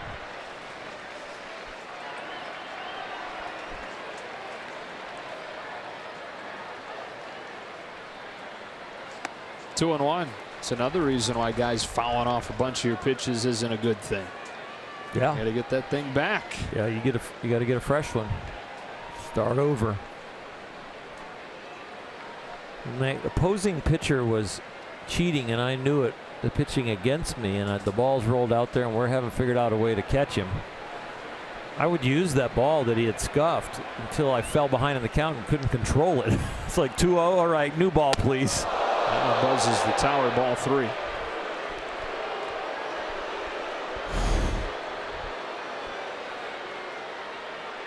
It's a ball, but it puts him in a very good hitter's count right here. And Chris Taylor, who's battling through a slump, like a lot of the Dodger hitters, is going to have a couple of good pitches to hit right here.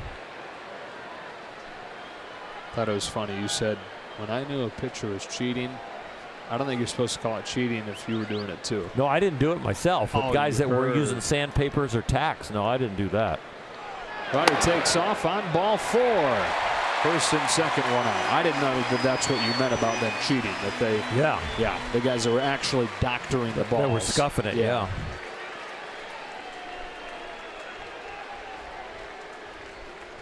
Derek Johnson, the pitching coach, making a trip out there with Max Muncy getting ready to hit for Yasiel Puig.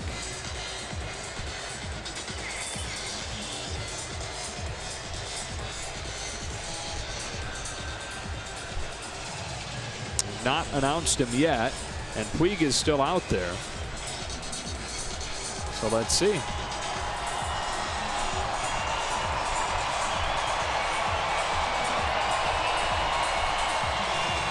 Could be that Muncy just is a little bit out of order in how he's standing, and that he's going to hit out of the 9 spot. Scott Alexander, it appears, will handle the 8. Yep, it'll be Muncy out of the 9 spot. Puig coming up here with 2 on and 1 out.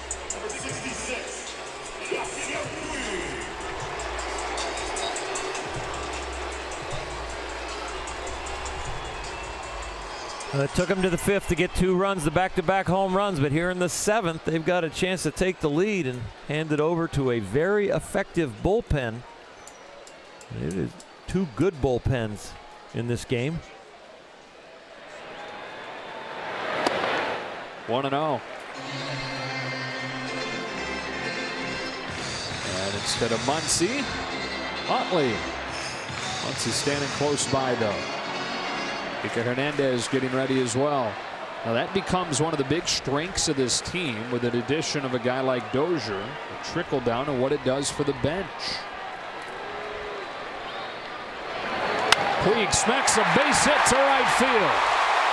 Dozier's headed for the plate. Yasiel Puig has given the Dodgers their first lead of the night.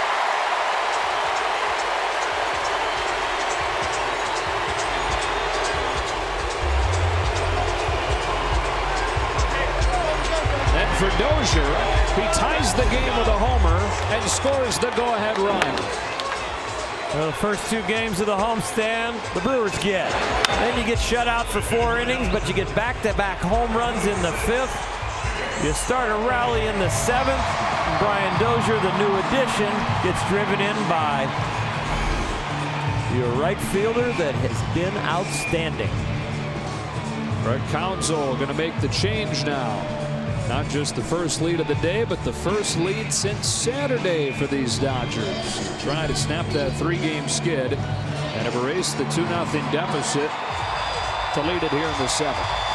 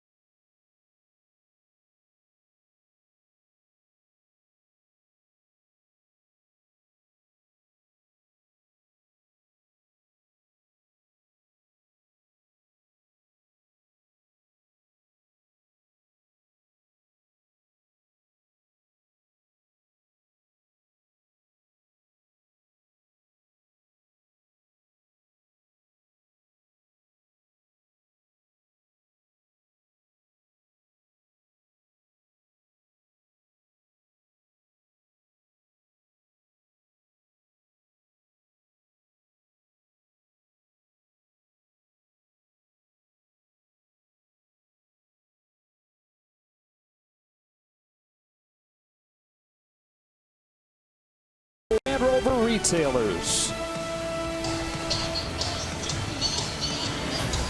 Been a good one so far. Dodgers in front 3-2, last of the 7th, and now they'll face Dan Jennings, who in the month of July had a 138 earned run average. Last outing was it Sunday, just like Burns, and against the Giants. He pitched an inning in 2/3. Gave up an inherited run, and that's what he's trying to prevent right here when he goes to face Kike Hernandez.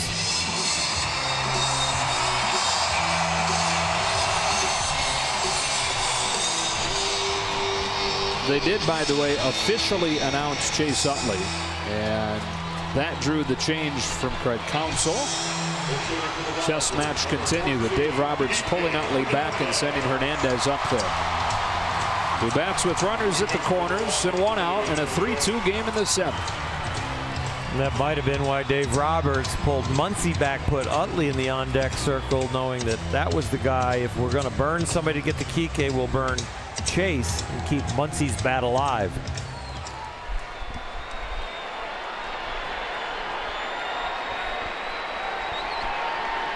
Dozier started the inning with a single. Taylor walked. Puig drove home the go-ahead run. And now Hernandez bunts it, first base side, squeezes on, and it works to perfection.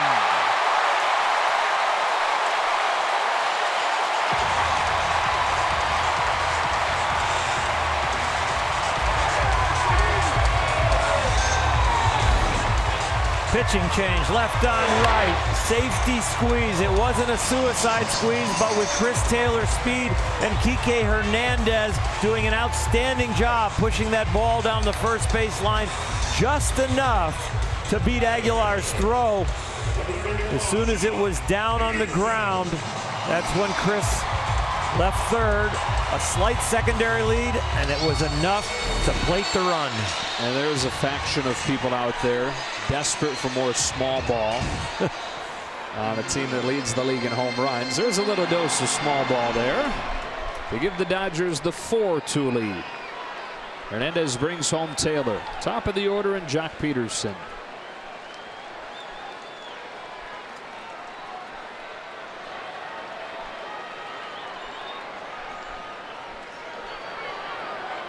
And it's not just Dodger fans wishing the Dodgers would play more small ball. I think every fan base wishes that their team would play more small ball. It's just not as big a part of the game in this day and age.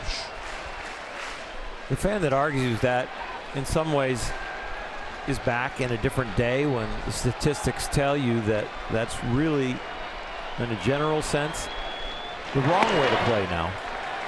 But you know what? With the right equation, the right situation, with a guy that's very confident in putting down a bunt, struggling a little bit with the bat in the full swing, the right runner at third base, the odds shift. And Dave Roberts will not play by the math book completely. He'll play a little bit by the eye test and his gut, but not quite as much as the old school managers. 2-0 on Peterson. Jennings comes home. And Peterson takes ball 3. Pretty interesting equation. You have Utley burned. You have Hernandez go up for him because it's going to be a better matchup left on right. Then you have him bunt. 4-2. National League Baseball, baby.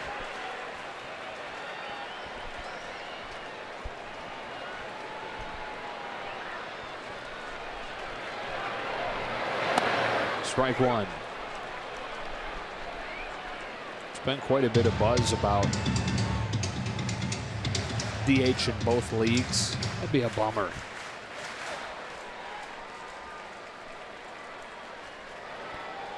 Yeah, I like the pitcher hitting still.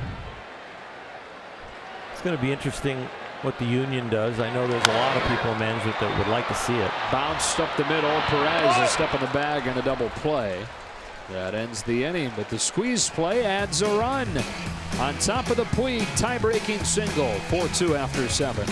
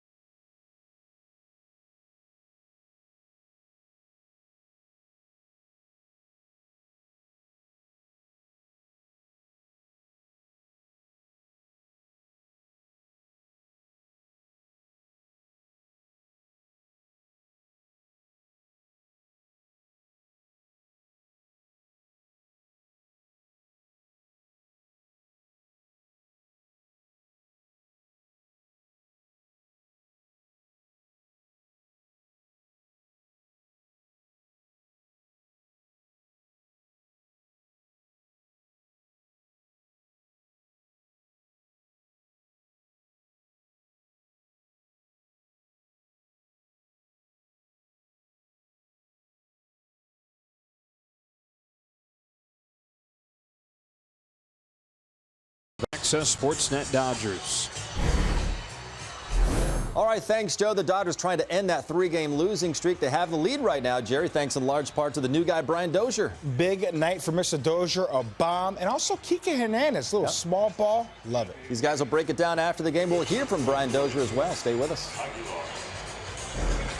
All right, guys, here comes Scott Alexander for the 8th inning, trying to protect this newfound lead. He has been a ground ball machine lately and very consistent coming out of the pen, building the resume now in a Dodger uniform to the point where you really trust him at the end of a game. 13 appearances in July. Held opponents to a 125 average. 3-hitter Aguilar taking ball one. The Pen as a group led the majors in July with a 160 average against.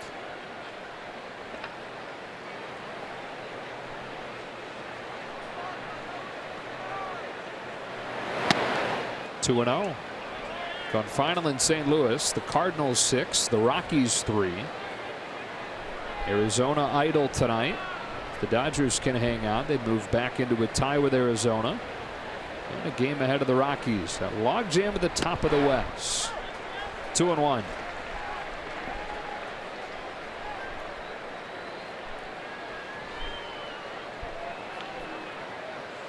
A big part of the discussion yesterday, the trade deadline coming and going. 3-1 was the Dodgers not necessarily trading for that bona fide 8th inning guy, the Zach Britton or the Brad Hand or whoever you can think of as far as who comes to mind as a closer or an 8th inning guy. A leadoff walk from Alexander. Sounds like the thought is more than having a Brandon Morrow last year or Joe Blanton the year before that. They're just going to match up to death and hope that a couple guys like Alexander we've seen lately can kind of emerge as guys that you trust more in those spots. Yeah, I think what they're looking for right now is just the guys that bring the best makeup to the mound in the late innings. And then after that, we see that the poise is there. We know your stuff and what you're bringing out of there consistently. We will apply that to the right situations to get to Kenley. And get a boost, obviously, when they get a couple starting pitchers perhaps down there contributing. Strike one on Scope. Saw what Kenta Maeda was able to do last year out of the bullpen. He was a legitimate weapon at the very end of the regular season and through October coming out of the bullpen. 1-1. You get into the playoffs and you got a game 7 to get to the next level or something. You know, it's all hands on deck. It could be Rich Hill, it could be Alex Wood, it could be anybody coming out of the pen. We've seen Clayton Kershaw do it to get the ball to Kenley Jansen in the playoffs.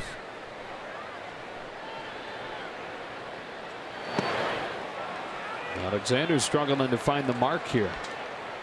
There are roles in the playoffs as far as who's starting game 1, game 2, probably game 3, but even to get to game 3, sometimes the game 3 starter could be in the pen in game 1 and just see how it goes. It's all hands on deck after you get by 1-2. Scope, a dangerous hitter on a 2-1, fouls it off himself in the box, and the count evens up.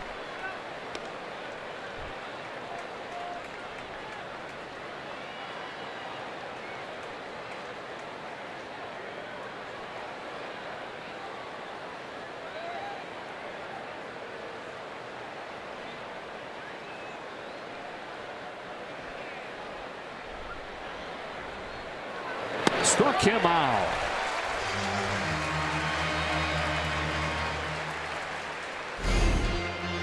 This ball's got some serious movement. Sometimes he cuts it. He's trying to make that ball sink, but he doesn't mind when it goes the other way as long as it's going down. At 95, that's hard to hit. 1 on 1 out in a 4-2 game in the 8th. And the ever popular Ryan Braun.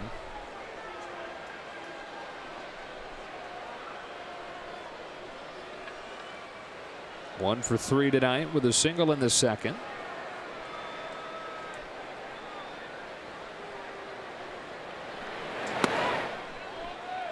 Takes ball 1.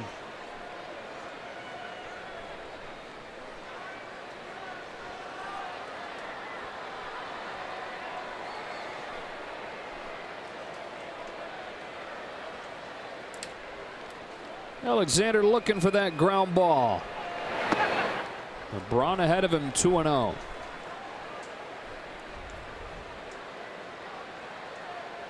Still some thunder in that bat.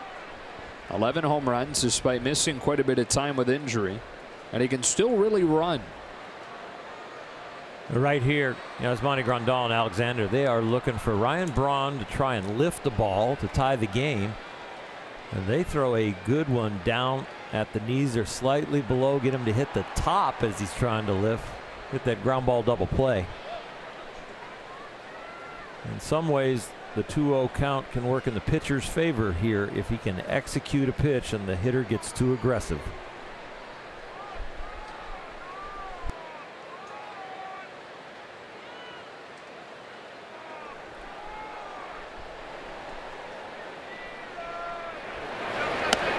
Took a strike, 2-1.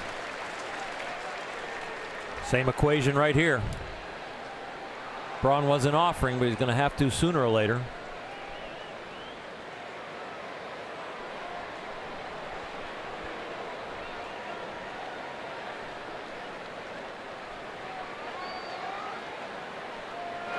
Two balls, two strikes.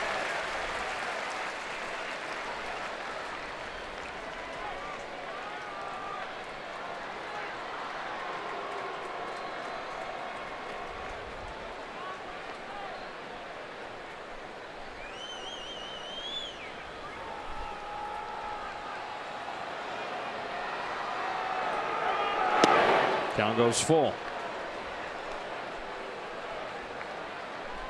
Well, Braun showed he would venture out of the strike zone on the pitch before, and Scott said, I'm going to go down there, maybe even a little lower. You want to offer at it? He doesn't.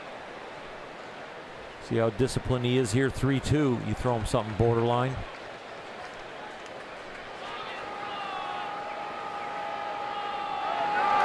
He walked him, and the tying run reaches against Alexander. Alexander had issued just one walk in his previous 10 innings. He's issued 2 here in the 8th. Kelly Jansen getting ready.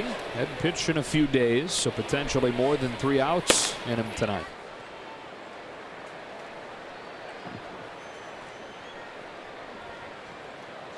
It's Moustakas.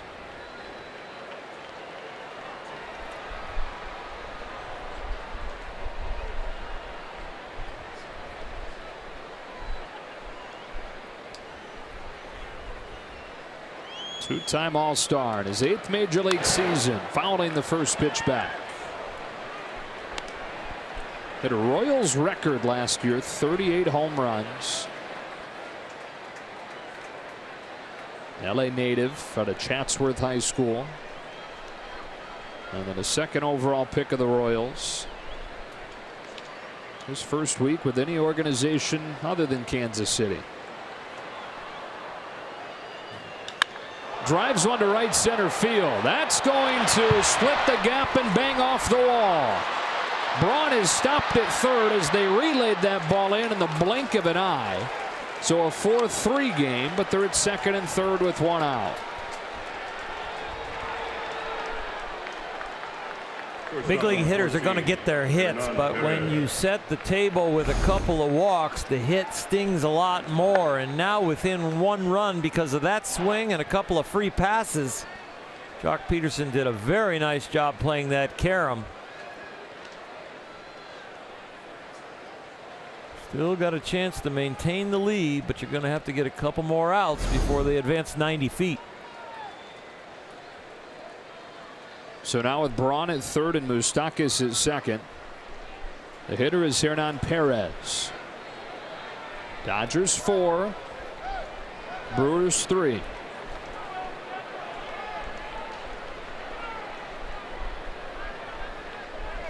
They're going to put Perez on to load the bases up and put Scott Alexander back in a situation where if he can induce one of his ground balls, he could spell the end of the jam.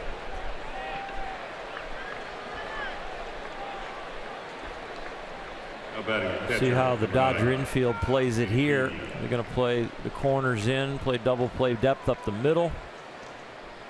They're discussing that now and positioning themselves. You got a catcher coming up who doesn't run real well. But the tying run 90 feet away, so you better be sure. Pena takes strike 1 on a generous inside corner. The chopper to third. Machado's coming home. Something he hit hard. They're going around the horn. Bellinger the same way. Chopper, he'll be coming home. Something hard going towards second. They'll go to second there. 1-1.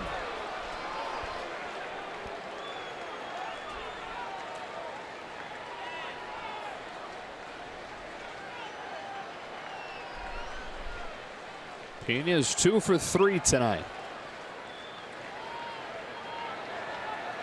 And on this 1-1 pitch, he takes inside with nowhere to put him. 2-1.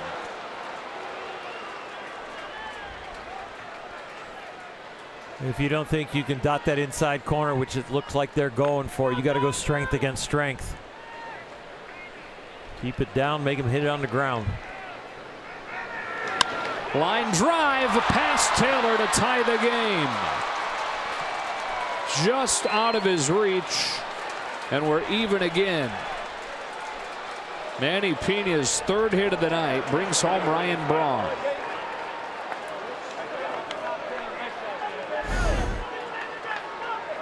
Sinker that just stayed up. He challenged him down the middle but didn't get any action on it, and with that, a line drive.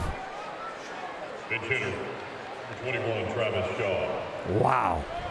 Almost changed directions on that line drive with the deflection from Taylor's glove. And now pinch hitting for the 9 spot is Travis Shaw. Still only 1 out. Base is still loaded. Dylan Floro loosening. Pitching out of your own jam is a lot harder than pitching out of somebody else's. Somebody else's, it's their runs. Yours, you've already been out there struggling, and now you got to bear down. Shaw takes by the hands. 1-0. Completely different place in your head as a reliever when you come into somebody else's jam. You feel like you got a chance to be the hero. You're going to give your best. Alexander's been out there for 23 pitches struggling. Most that he's thrown since mid-April. A ball and a strike. Most that he's thrown period is 27. That was in his first game of the year.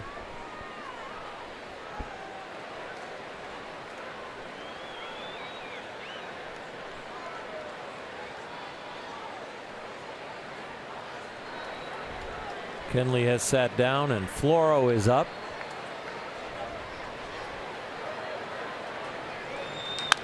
Ground ball to first. Bellinger comes home for 1. Back to him for a double play to finish the inning. But the Brewers have tied it with 2 in the 8th.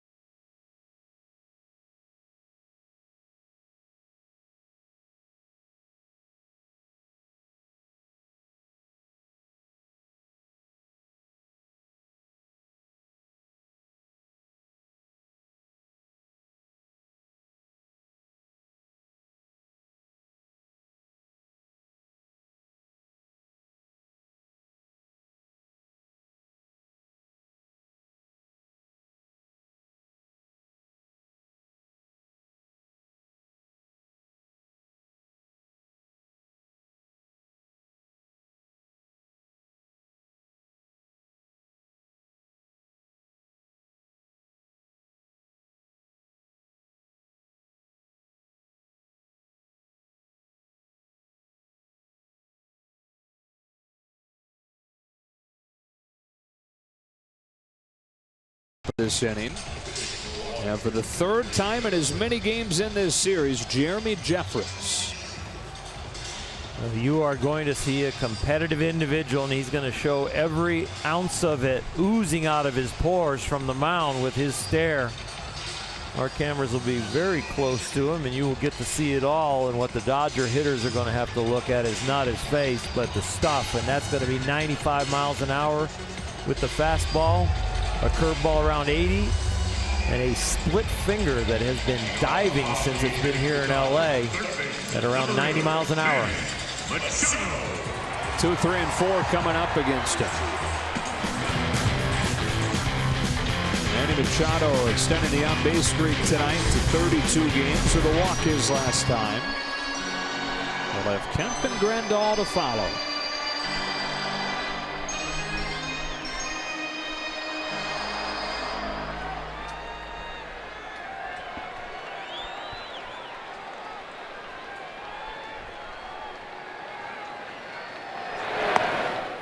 Misses with the first pitch. It's only the second time this year that Jeffress has pitched in 3 consecutive games. Did it in late June. And he does it here as July turns to August. His 1-0. Drifts over the inside corner. 1-1. 2 curveballs so far. Hasn't flashed the fastball in the mid-90s.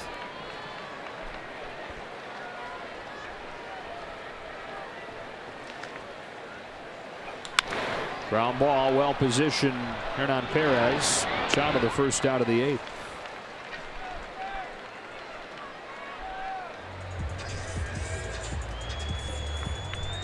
Matt Kemp 0 for 3, but his last time up hit it about as hard as he can hit it. Just happened to be right at the shortstop. He showed a little frustration, but a little veteran wisdom after the frustration was flashed to understand that that was a good swing and just didn't get lucky.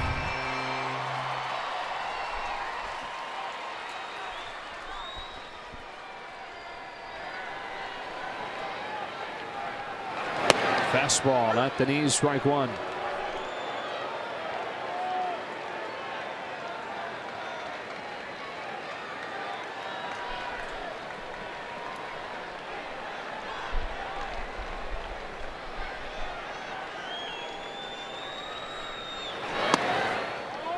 Allen did miss by much. It's 1-1.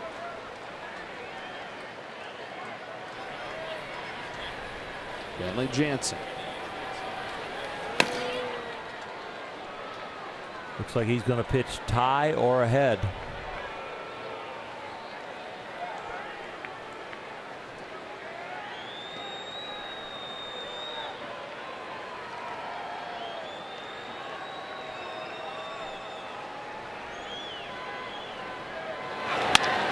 Ground ball. Scope. 2 up, 2 down.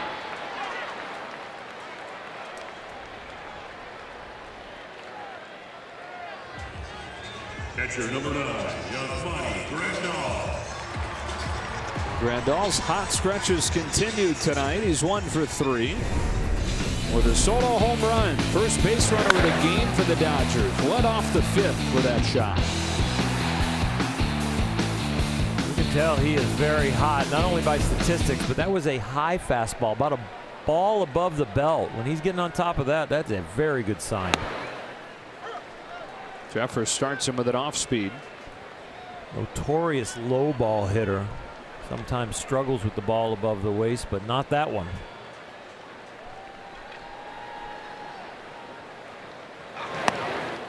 One and 1.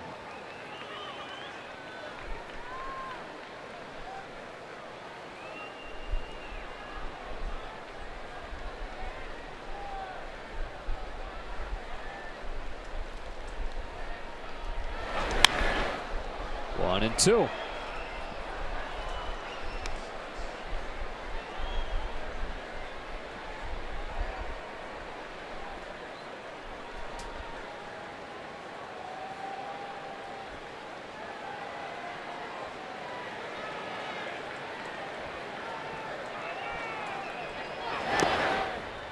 Two balls and 2 strikes on Grandal. Tied at 4 in the 8th inning. Brewers getting single runs in the 1st and in the 3rd. Dodgers tied it with 2 in the 5th. Took the lead with 2 in the 7th. And the Brewers tying it quickly with 2 in the 8th.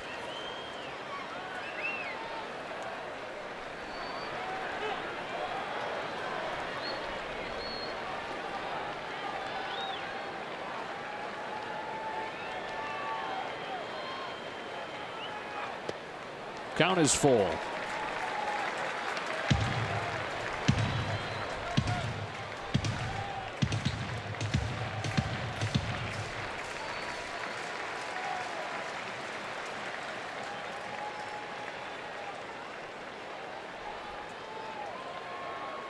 Breaking ball ripped into center for a base hit. Grandal with a 2-out single to keep things alive for Dozier.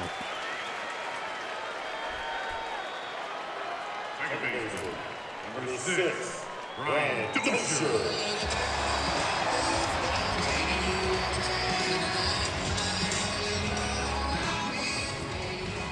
Two for 3 here in his Dodger debut. His first Dodger hit was a home run in the 5th.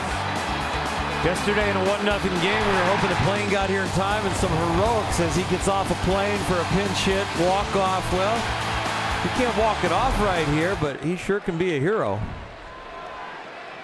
And a tie game in the 8th. Dozier takes ball 1.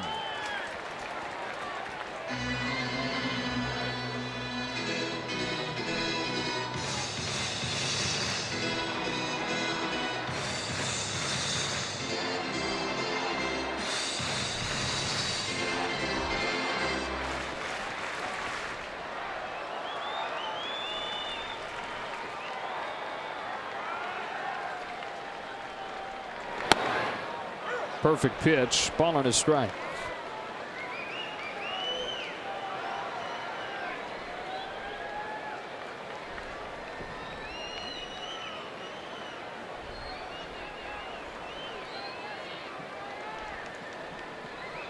Short lead at first for Grandal. As Dozier hits one towards the left field corner, hooking its way down. It bounces into the seats. A double for Dozier. And the Brewers catching a break, perhaps, with that ball getting into the seats.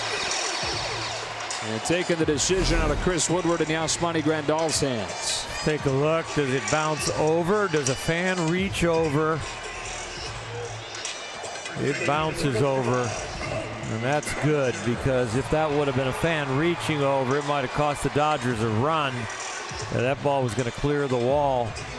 Keep your hands back, please, especially when it's the home team. How about Homer's single double in his Dodger debut? That'll do. It's a good trade. They're going to put Bellinger on and bring up Chris Taylor. So they're going to put on the guy who has the second lowest batting average in baseball with runners in scoring position, and bring somebody up who is in the top 3 in the National League in July in RBIs.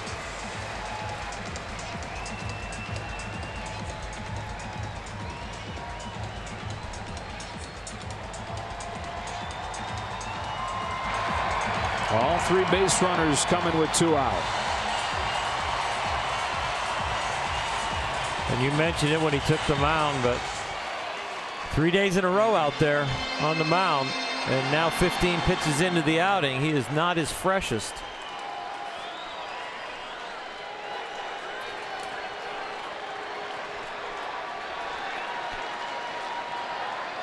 A lot of drama tonight. Tied at 4 in the 8th. Bases loaded, 2 out. Chris Taylor takes ball 1. Yeah, Jeffress not close to the guy we've seen his first 2 nights. You get a little fatigue in you, 3rd day in a row. You can see that curveball. Even the ones to Matt Kemp are kind of backing up to the inside. He's not able to get it to the glove side. When you feel tired, you go for extra, and that's when you leave the ball up.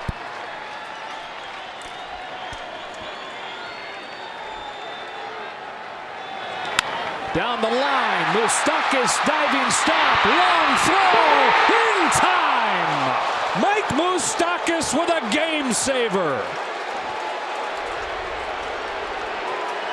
They'll go to the phone to be sure. If this game was in October, it would be a classic. Moustakas down the line, finds his way towards first base. The dig out by Aguilera. Wow. And so it stays tied at 4. They say play on.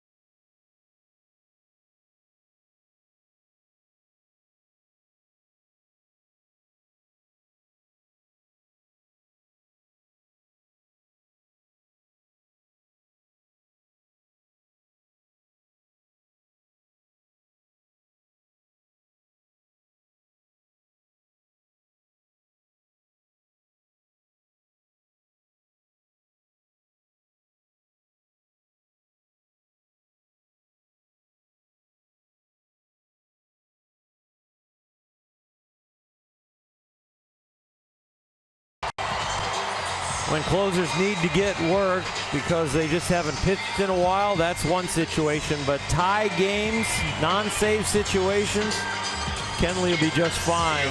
Fire in his eyes. Since May 1st, when he's come into these non-save situations, 12 2/3 innings, no runs. Not going to be easy here. Kane, Yelich, and Aguilar, top of the order for Milwaukee.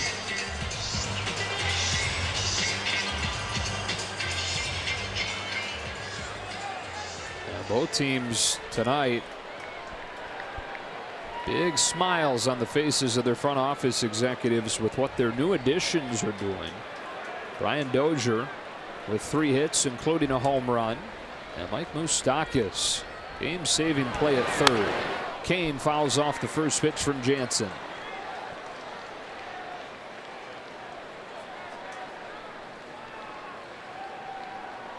Kane comes up having reached all 4 times and a home run shy of the cycle.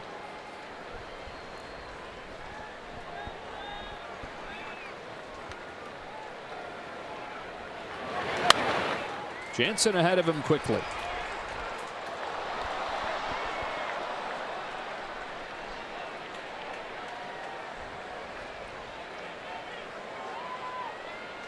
We've seen Moustakas make an incredible defensive play in all 3 games.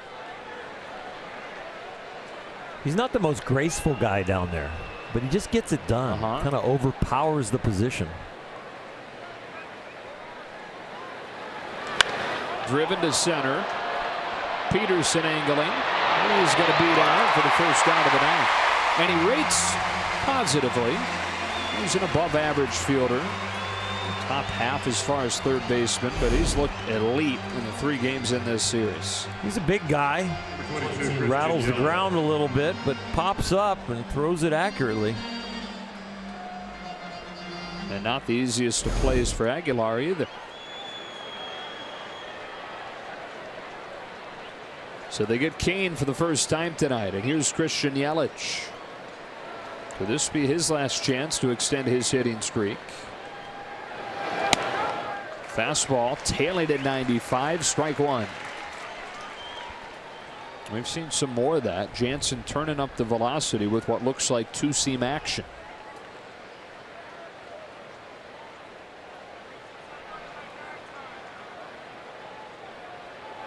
Back with a cutter, 1-1.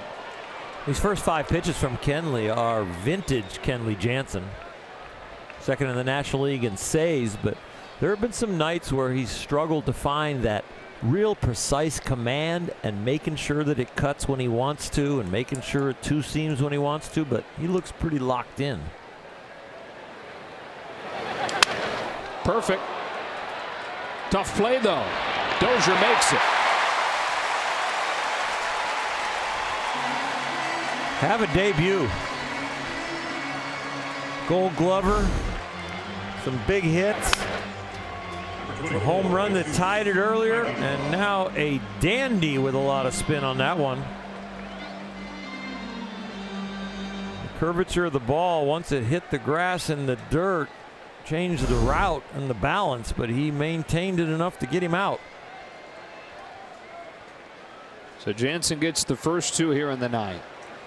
The ever dangerous Jesus Aguilar and his 25 home runs. Takes ball 1. 24 of those 25 came in the first half.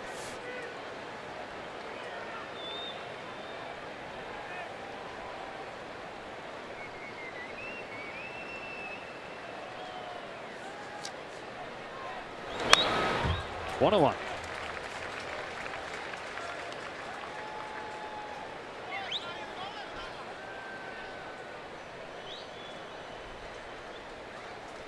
Now for the Dodgers in the bottom of the ninth, it'll be Puig and then the pitcher's spot with Muncy and Barnes available to Dave Roberts before they turn it back over to the top and Jock Peterson. Ball 2. You know, the shot from the center field camera, you get the pitcher, the hitter, and the catcher. There's very few combos where Yasmani Grandal is going to look small. That's a great point. This is 2 heavyweights going at it, and Yasmani's catching. Quite literally. 3-1. A heavyweight part.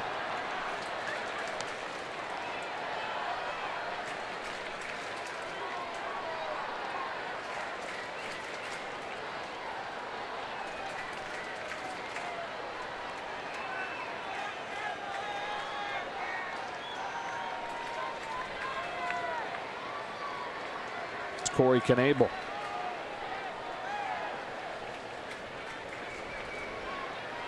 3-1. 3-2.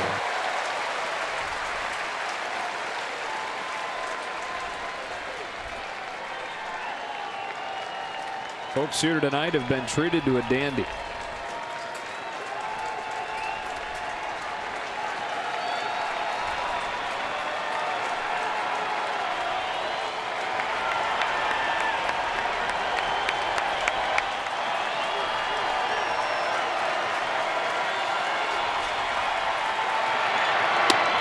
Two-out walk for Jesus Aguilar.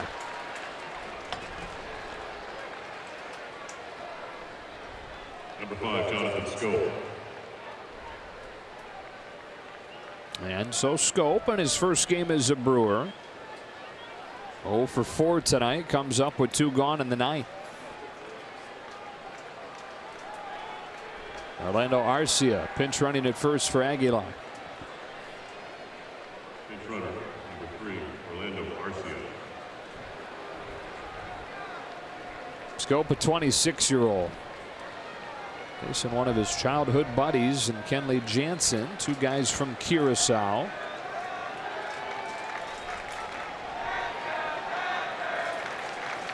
Jansen quite a bit older, but a tight-knit bunch down there, the baseball playing community in Curacao. He's produced some good ones.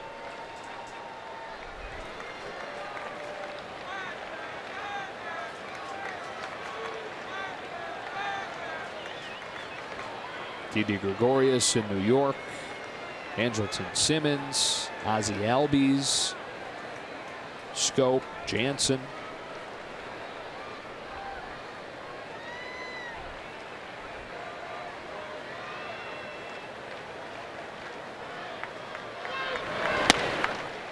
Strike 1.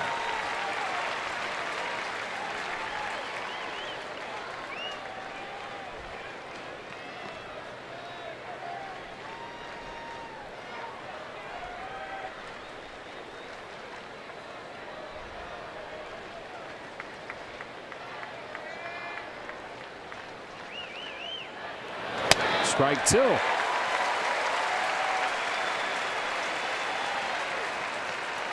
Other than the 3-2 high cutter that was the walk, Finley has been dotting it.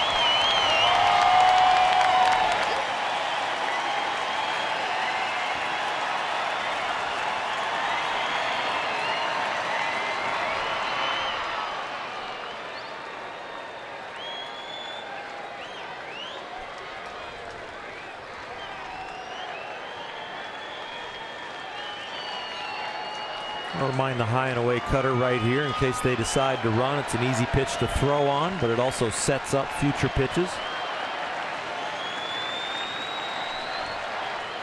There goes the runner. Throw won't come. Arcia steals his 4th base of the season. And the go-ahead run is in scoring position for Schoop.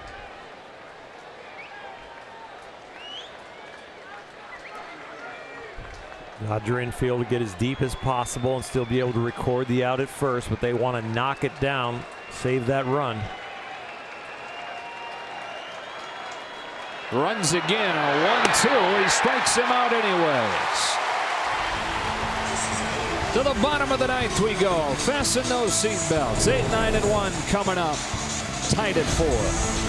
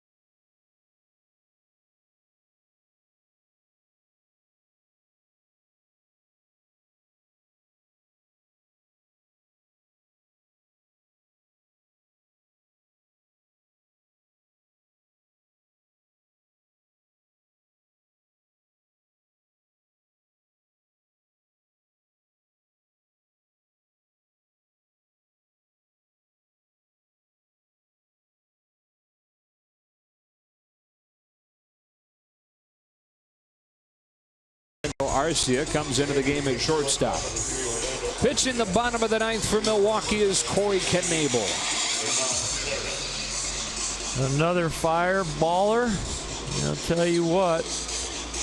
Let him supply the power, meet it with the right launch angle, and you can have a walk-off victory if you're the Dodgers. Well, they've only had one this year. It was on June 13th. Really a swinging bunt from Austin Barnes that allowed Kike Hernandez to come in and avoid the tag on the throw back to home from the pitcher. It's the only walk-off win of the year. It's Puig to open the 9th in a 4-4 game.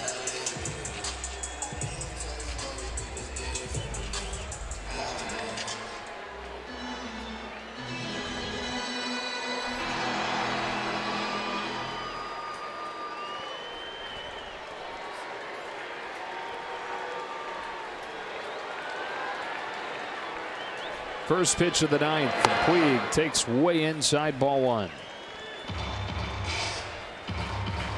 Gave the Dodgers the lead. The bottom of the 7th, punching a base hit to right, made it 3-2. They added 1 in that inning. The Brewers tied it with 2 in the 8th. 2 balls and no strikes. One of the reasons Yasiel does so well in the 8th spot is because he doesn't get carried away with the moment. The other thing he's done very well this year is leading off an inning, understanding what his job is. Strike 1.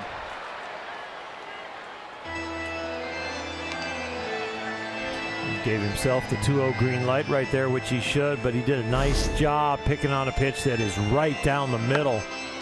If you're keyholing somebody and you're Yasiel, that's the place. Oh, wow, got a mouthful of the bat that time. And now gets a 2-1. Bottom of the zone, strike 2.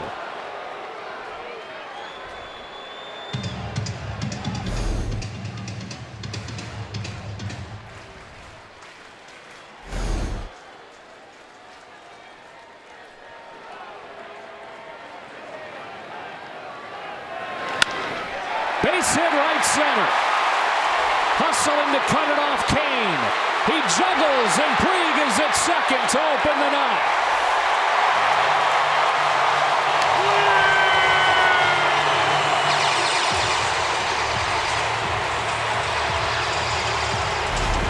Builds a 2-0 count. Fouls back a fastball down the middle. Takes a low strike at 98. And then blisters one to the right side into the gap. And he was making a hard turn and watching. He wasn't going for sure, but right about here he sees it bobbled and he cruises into second.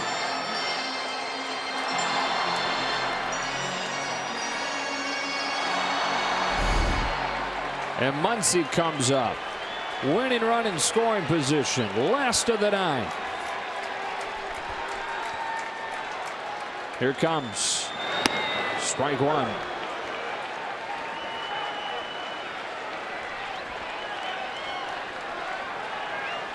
Find a way to get him over. If you get him in, great. You get your jersey ripped off. If you get him over, you get a lot of high fives.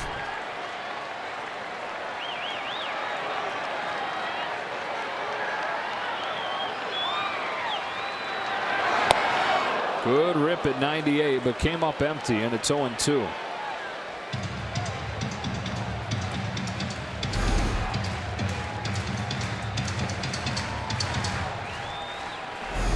Looks a lot easier to hit on a replay. That's 98. It's a blur.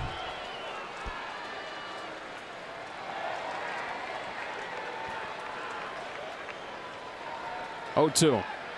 After a look at second. Puig looks right back at him. One of the most dramatic of moments. Yasiel Puig finds it within himself to dance.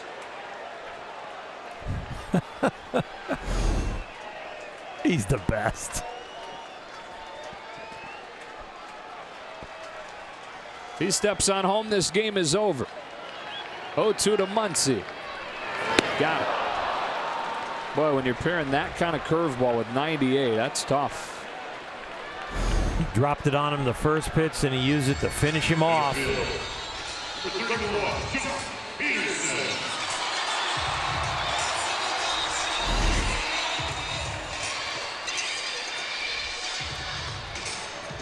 Some people are going to say, why wasn't he bunting? Well, bunting 98 with that kind of breaking ball might be harder than hitting a ground ball. So now it's Peterson.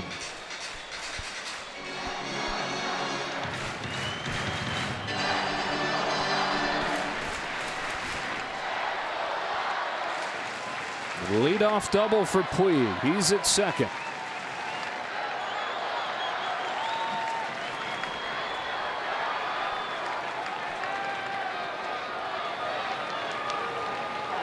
And now Jock Peterson.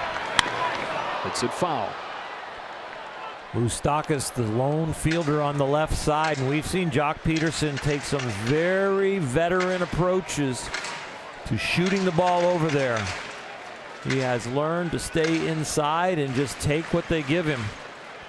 That very first swing right there, he was trying to slice it that way. Pretty good arms in the corner outfielders. In center, Kane leads the National League in assists.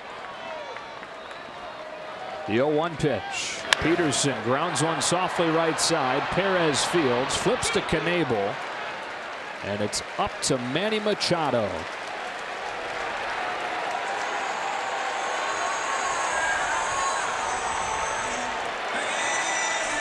Third baseman, number 8, Manny Machado.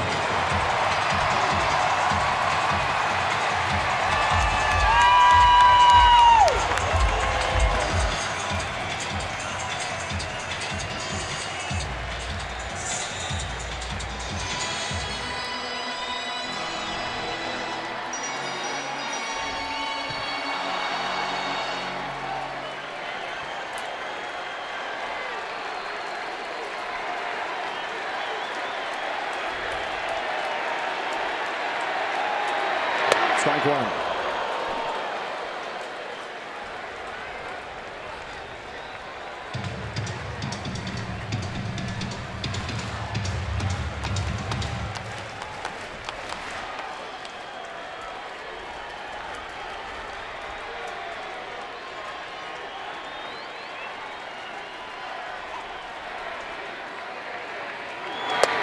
Ball one.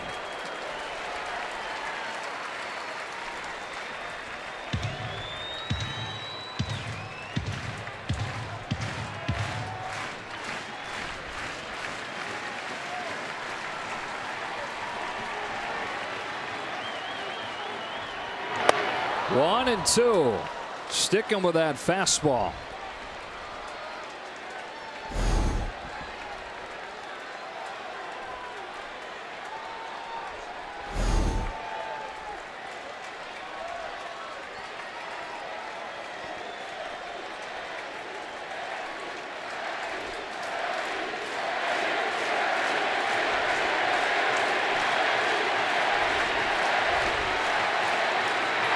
Got him swinging, and we go to extra innings. A leadoff double from Puig, but the Dodgers unable to score him.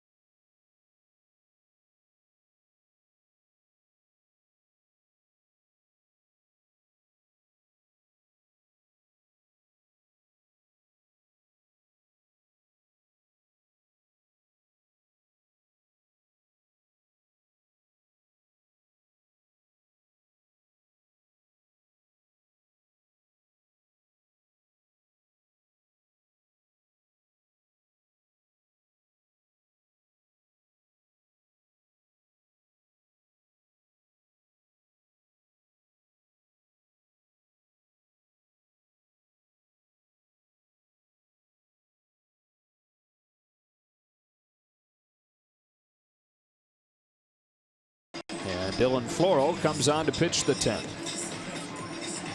Well, Dylan came over from Cincinnati, has been up and down with the Dodgers with some roster moves, wasn't down very long, has thrown the ball very well over the course of the last 23 innings, which combines with his time in Cincinnati. ERA over that time is under 2. Somebody the Dodgers are starting to trust an awful lot to bring into any situation. He'll face Braun, Moustakas, and Perez. Boy, missed opportunity for the Dodgers in the 9th. They get a leadoff double from Puig. They get Muncy, Peterson, and Machado all with an opportunity and unable to cash in. That's what's so great when you are a closer with exceptional lightning stuff, when you can mix strikeouts into your outs. You can eliminate those 90 feet. And that's what the Brewers did. So it's Braun to lead this inning off. 1 for 3 tonight with a walk. And scored the tying run on a base hit from Manny Pena in the 8th against Alexander.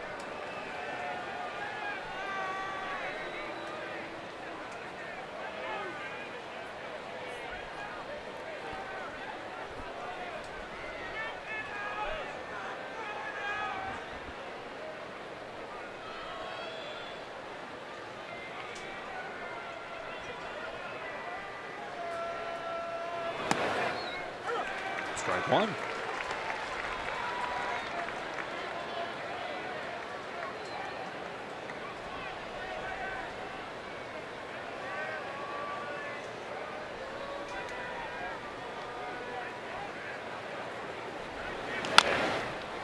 Chopper to third for Machado. An easy play for the first out of the 10th.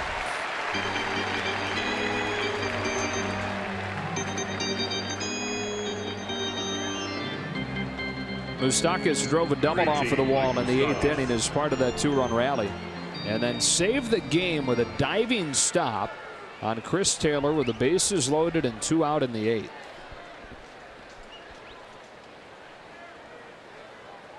So it wasn't just the 9th for the Dodgers feeling like they let an opportunity slip away. They were right there in the 8th as well.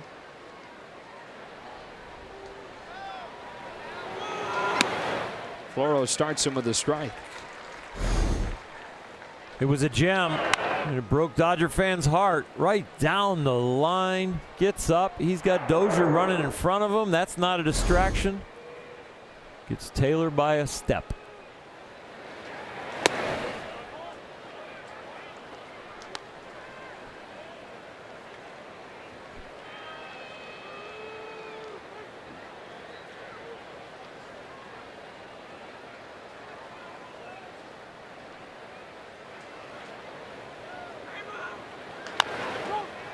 Softly hit along first. Muncy is there to field it, and 2 quick outs for Dylan Floro. Looking ahead to the bottom of the 10th, the Dodgers have 3, 4, and 5. That's Kemp, Grandal, and Dozier. 14, Hernan Perez. And Dozier will come up there in his Dodger debut. A triple shy of the cycle.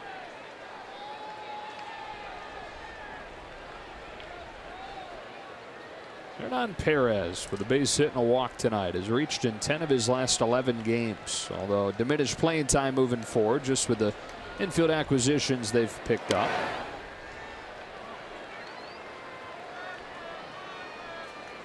'27-year-old in his 7th year continues to provide value just with how versatile he is. He started at least 1 game at every position besides first and catcher, and currently he's in the game at first. Even pitched. Dodgers saw him pitch last weekend.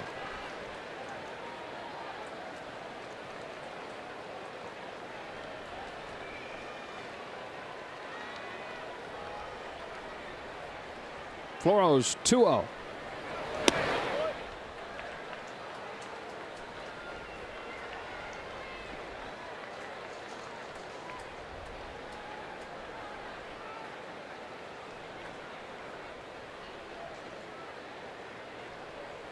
Seems like a long time ago Rich Hill and Chase Anderson were engaged in a good one. Both guys going 6 innings, allowing 2 runs. That's strike 1.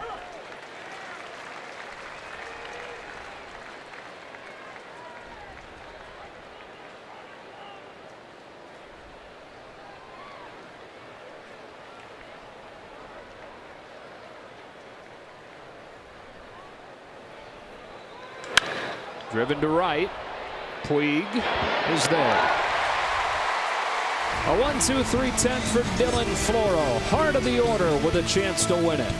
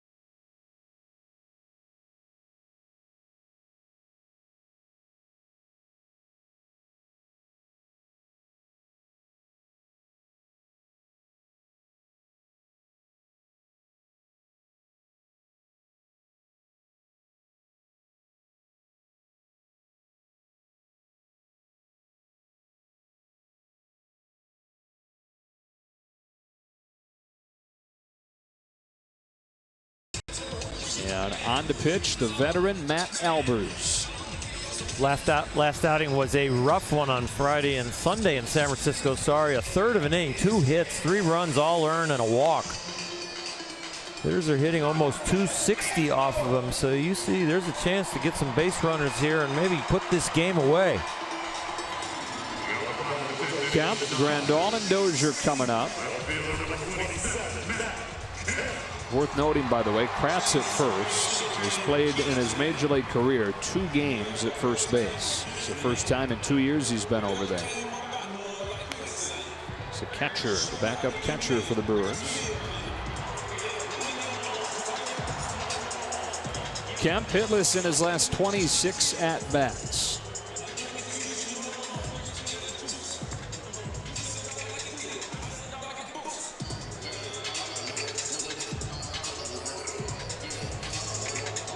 No better time than now to put an end to that as he faces a guy in Albers that he's taken deep before.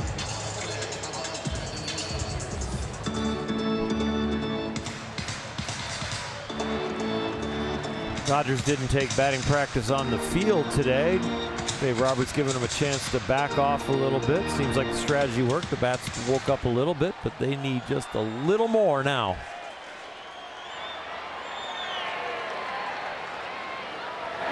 Strike one as he started him with a slider.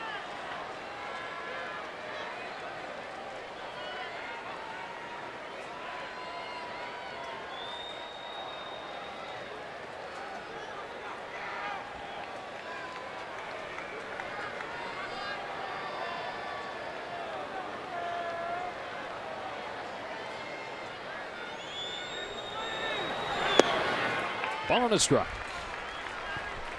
I mentioned just 1 walk-off win for the Dodgers this year after they had 10 a year ago. In such unconventional fashion. It's been 2 years since the last regular season walk-off home run. Of course, you had Turner's in the championship series. Kemp grounds it foul, and he's behind 1-2.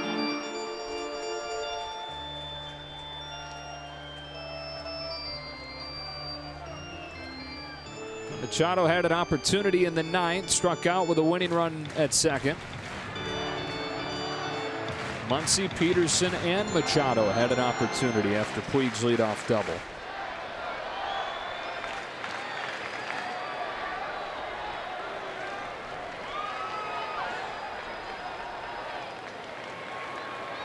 Albers home 1-2. A little bit outside, and the count evens at 2-2.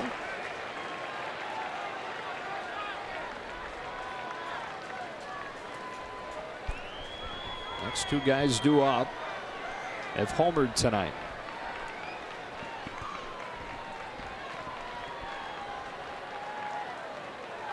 On a 2-2 pitch, Matt Kemp. It's a ground ball foul.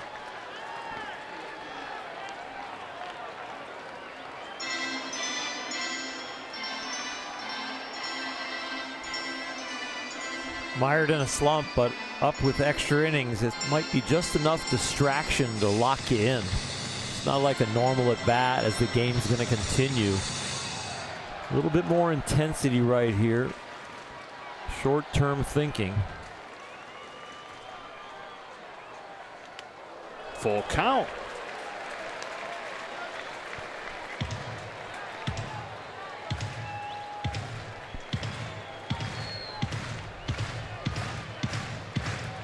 Dodgers trying to end this 3-game losing streak. Trying to get back into first place. Kemp leading off the 10th. Staying alive with a foul ball.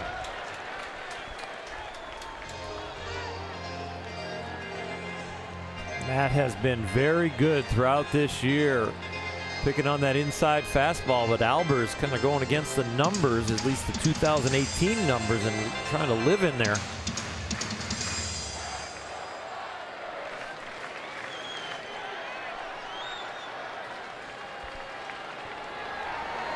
Another 3-2.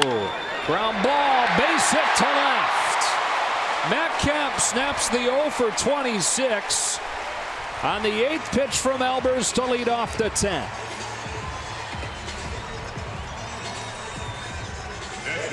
Not the easiest hole to find over there, but he threads the needle with the velocity. It's a fastball belt high near the middle, but you see how close they were to getting that one.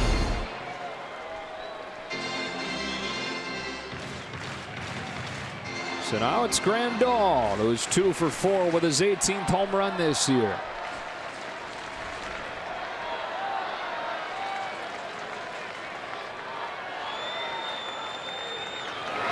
Ball 1. Couldn't score a leadoff double. Now they can try to a little bigger challenge, leadoff single. It was Mr. Puig there in the foreground that got that double. So the leadoff man on 5 of the last 6 innings. On this 1-0, Grandal takes strike 1.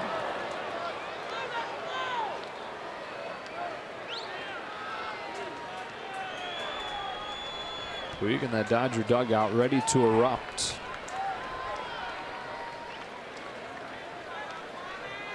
And Grandal give him a reason to. High drive right field. That ball is gone, and this game is over.